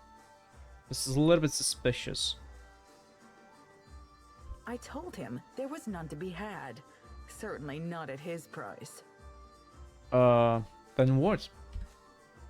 She refills her cup and sets the bottle down hard. He told me he had coin. Lots of it. I did not believe him. How could a man who lives in a garbage heap have enough money for passage? Uh-huh. So you assumed the worst and threw him to the wolves? No, you presumptuous Adiran. I assumed nothing until I saw the swollenette. Go on. I knew then that I was dealing with a pirate. I had heard they were influential in the gullet, but I did not realize how much so. I called for the guards and they tracked him away. That is the last I saw of him. Well, behind the children still need passage out of the city. There's nothing I can do. The passenger quarters have been reserved by a dwarf named Orin. Where's Orin? Why do you bring this to me?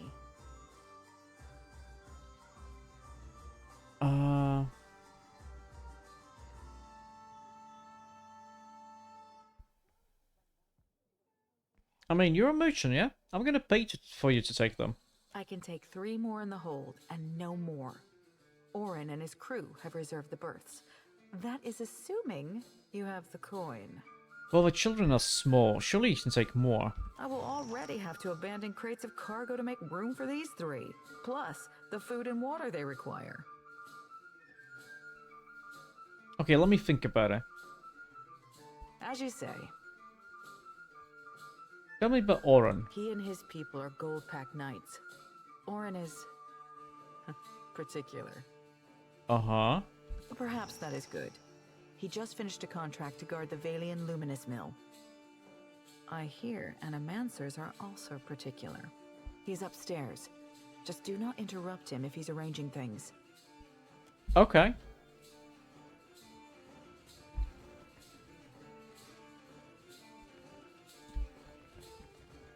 Okay, maybe we can persuade them.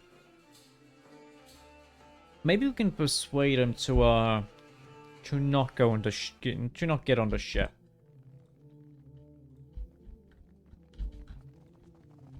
Hey, Oren. What do you require? Yeah, I hear you've brought passage on Captain Sedusa's ship. Indeed. The good captain has 4 adequate berths, all equally sized, all facing the same direction, and she's promised to leave promptly. A most agreeable arrangement. What would it take for you to cede your spot on Sedusa's ship? Out of the question. We're due in Takoa for another contract, and the client has already paid the advance. Uh-huh. And we have already paid Seduso. I couldn't possibly take back the same coins I have already spent. What if I pay you? Would that be okay? A gold-packed knight is bound by his contract, and ours binds us to make all possible haste to Takoa. He squirms and sets his cup down in the exact middle of the water stain, lining the base up with the edges. Booking passage on another ship on such short notice would be most expensive.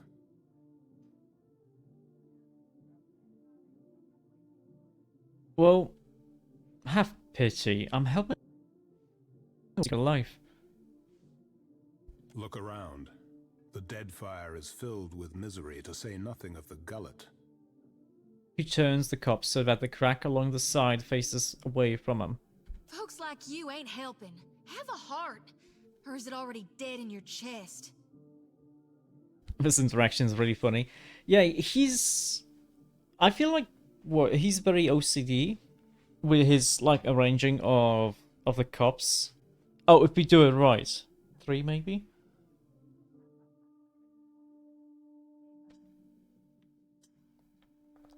With a sneer, Shotty rattles her lantern, rising it as if she could suck the soul from a still-living body. I have oaths to keep.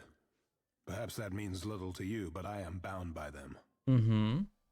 What better life do you imagine for them in Rauatai? They will only trade one misery for another. Besides, I have a contract to fulfill. Well, I can pay you enough to book passage on another ship. Oh, you mean this one? Should I do this?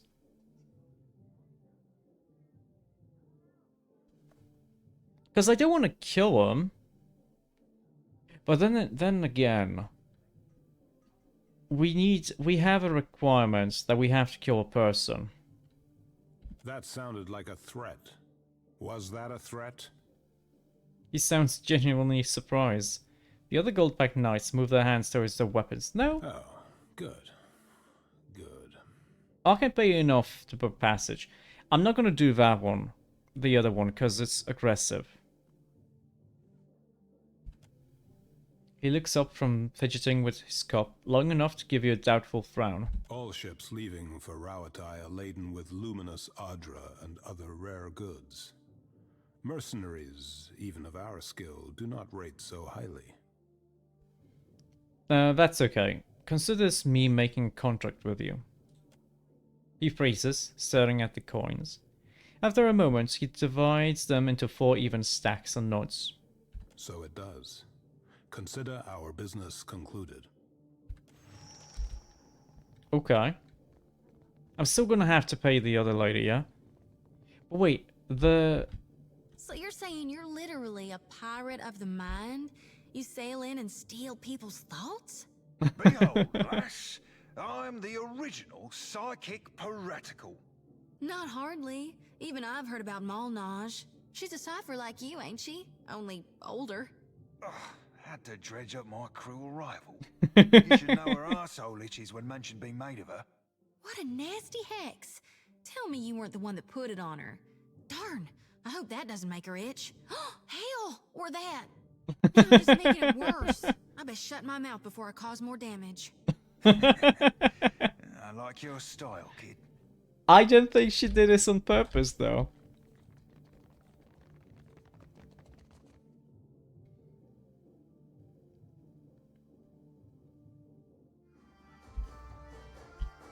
I think if we initially, like, disturbed his ritual, he would probably attack us. What is your business with me? Yeah, Oren won't be traveling with you anymore. She eyes you suspiciously. The soldier with her shrugs. That is convenient for you. But never mind. If there's trouble, I'm staying out of it. The berths are paid for. You can send your friends as long as you promise not to make trouble for me. Mm-hmm. Just do it soon. I don't want any mess you've made to spill onto my decks. Bye-bye.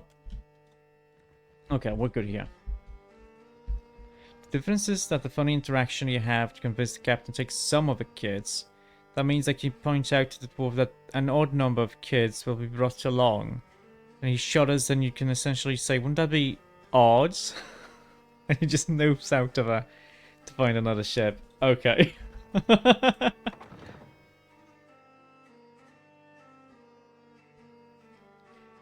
So he is obsessed with having everything be even. But that's okay. I'm okay with how we did this. It's okay. It's fine.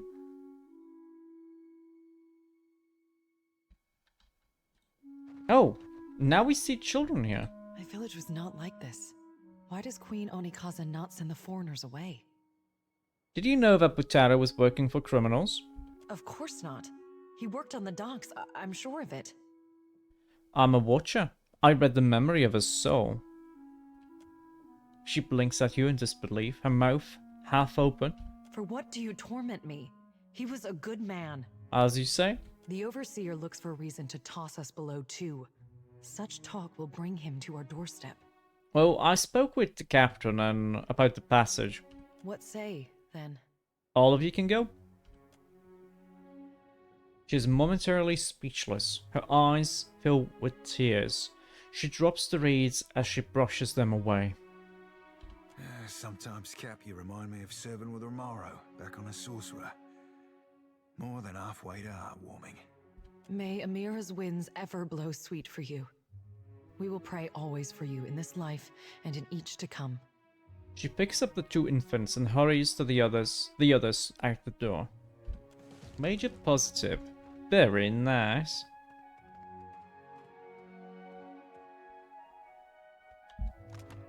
Still, it's not maxed out.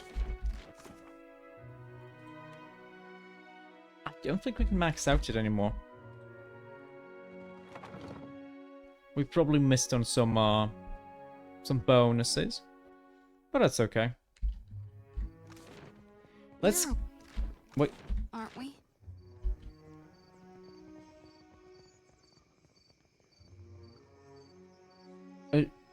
Shot you. Excuse me?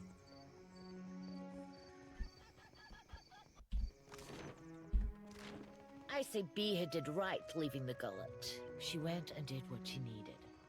I'll miss Beer and her ilk. That was a weird thing. Let's go to Dario's hideout.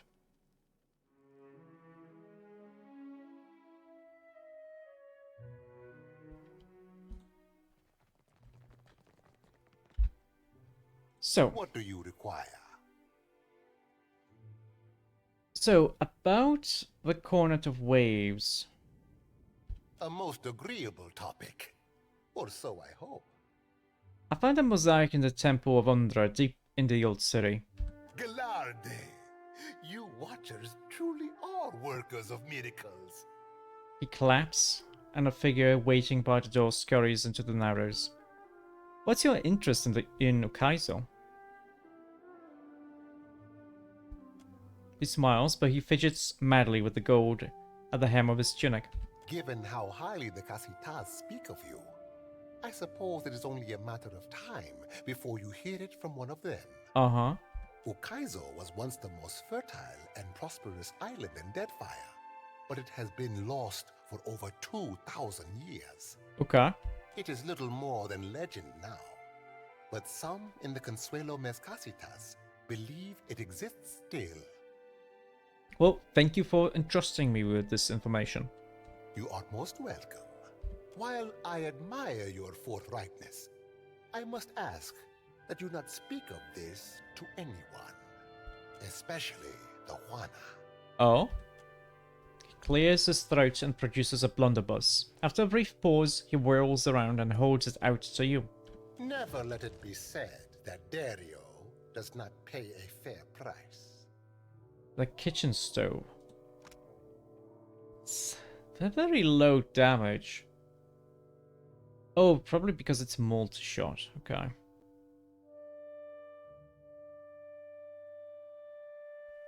It's a pretty cool... That's a pretty cool weapon. Did I get both of the shells? No, I didn't.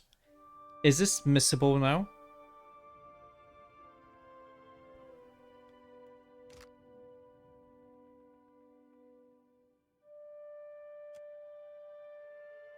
He gives you a respectful, strange smile and nods to one of his attendants, who produces a bag of coin. Another minor positive. Now, allow us to put the question of money to rest. It is an unseemly topic to linger on. Let's discuss something else then. What do you require? I'm not going to give him his money. I thought I could give him back his... A moment, I almost forgot. Oh? He takes the needlework from the table and unfurls it. It's larger than it initially looked. Percum Blanca. Take it and indulge my vanity. Oh. It is not as grand as the sails I once made, but my fingers are ever restless.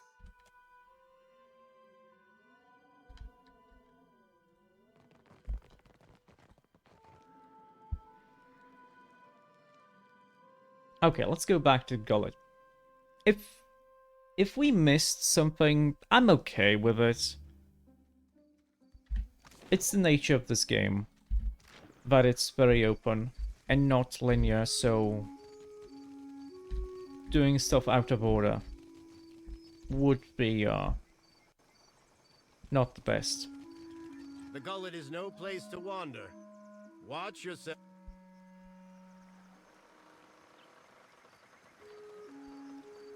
Yeah. I know about the first show because I was sent. The guy sent me to get the first show, and I just went down here and got the other one, out of order. Boy, if I can get the first one, then it's still good. It's good. Oh, now we can go to the Brass Citadel.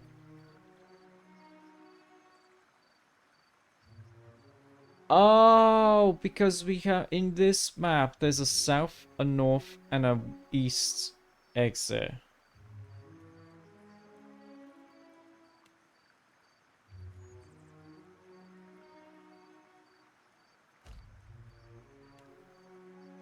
So if we use the north exit, it probably is gonna let us go to the Serpent's Crown.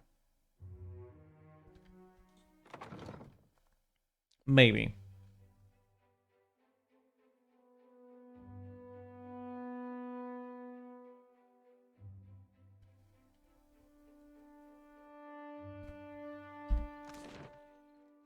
We need to go here. Do we have a quest here? No.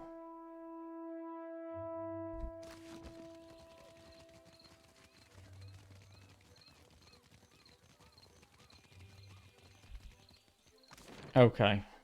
Parake's Overlook. I think that's where...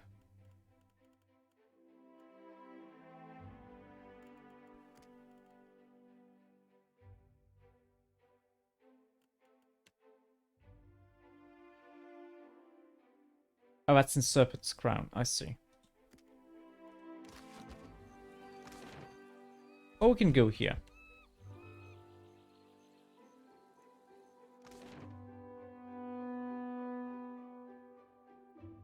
So I need to remember, if we find like another town, like a bigger one, it's best to use all of the exits.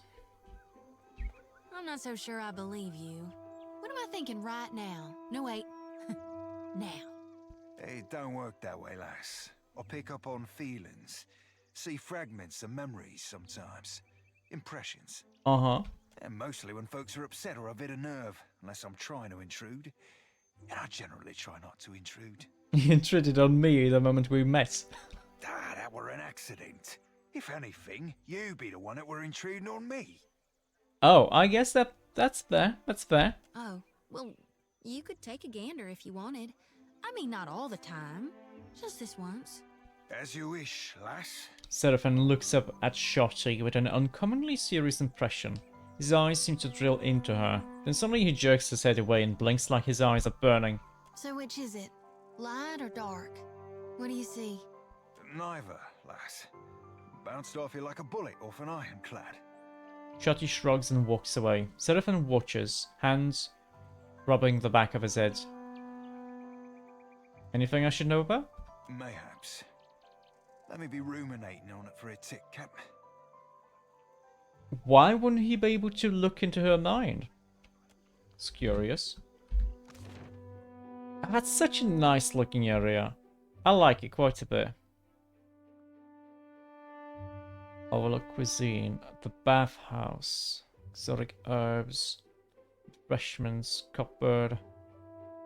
Archimer's mansion. So the Archmage Archimer lives here.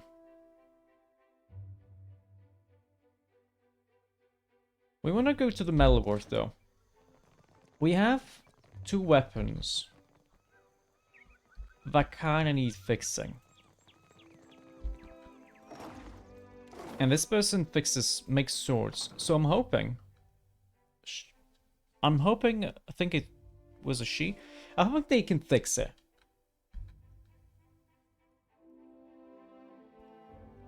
Hello. I say, you look like someone who wants protection and a certain something about presence. Akira?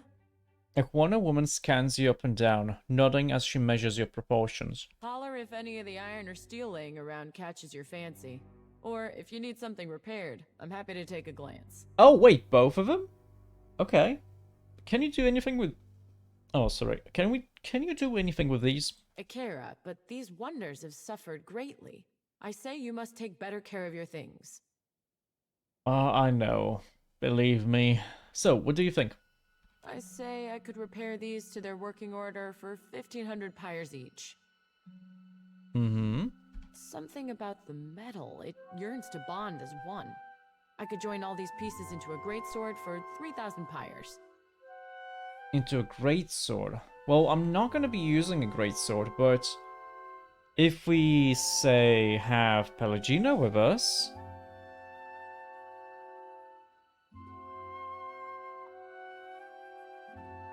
If you need iron or steel, maybe even something lighter, I've got plenty in stock.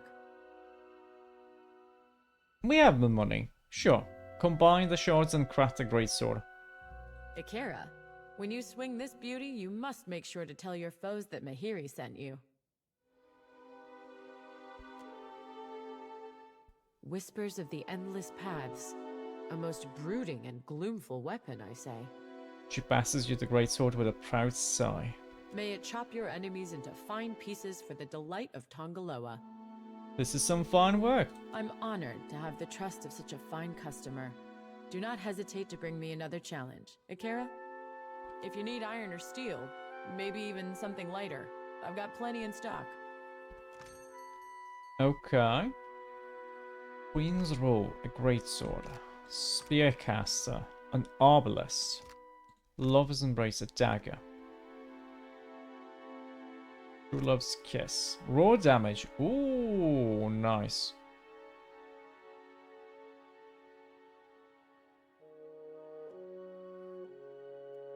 Oh, but it's stealth attacks. They need to be stealth attacks, which is fine.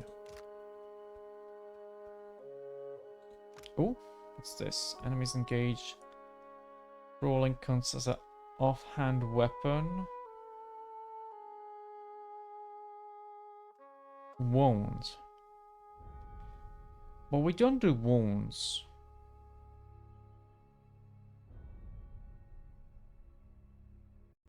Wait, inward spite.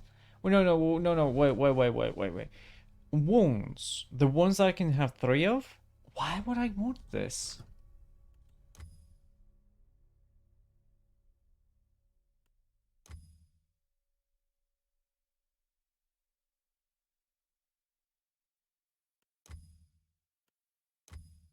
No.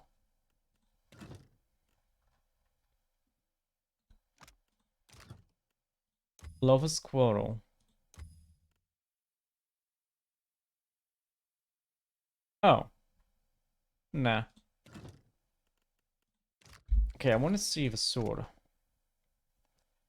Exceptional. Two-hander. Attacks in a cone. On penetration. Oh, nice.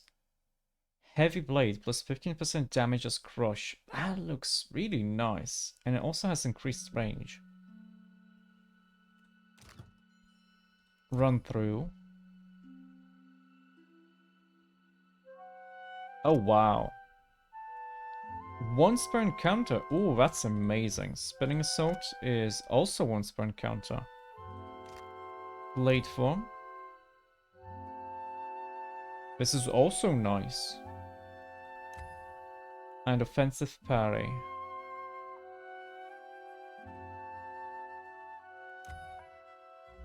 I think this is an amazing weapon. We spent a lot of money on it, but that's okay. If you need iron or steel. Now, we kind of want to sell stuff that we're not going to be using. Let's go with monetary value. It's fine. Because we're just going to do this. Not you, though.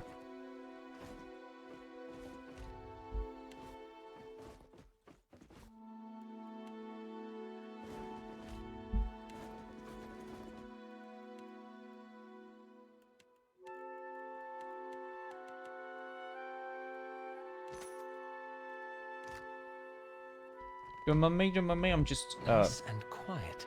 I'm just stealing some stuff.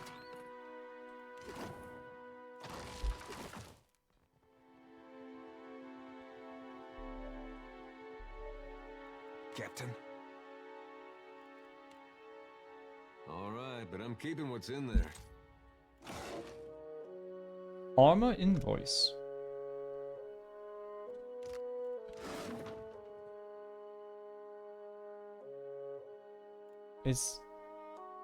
How is your mechanics skill too low here? How is it too low? That's not too low. Wait, it is. Well, you can take... This gives you 2, so it's gonna be just enough. No, wait, no. This is not enough. It's gonna be just enough of this, but not enough of this. No, wait. 14. Just enough of this, not enough of this.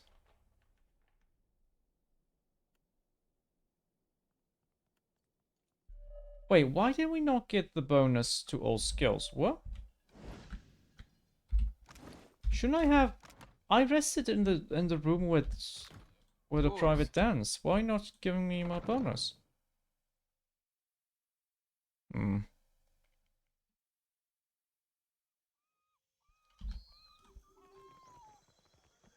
Well, it's fine. It's fine. Such a nice area. Looks very fantastical too. Very fantasy.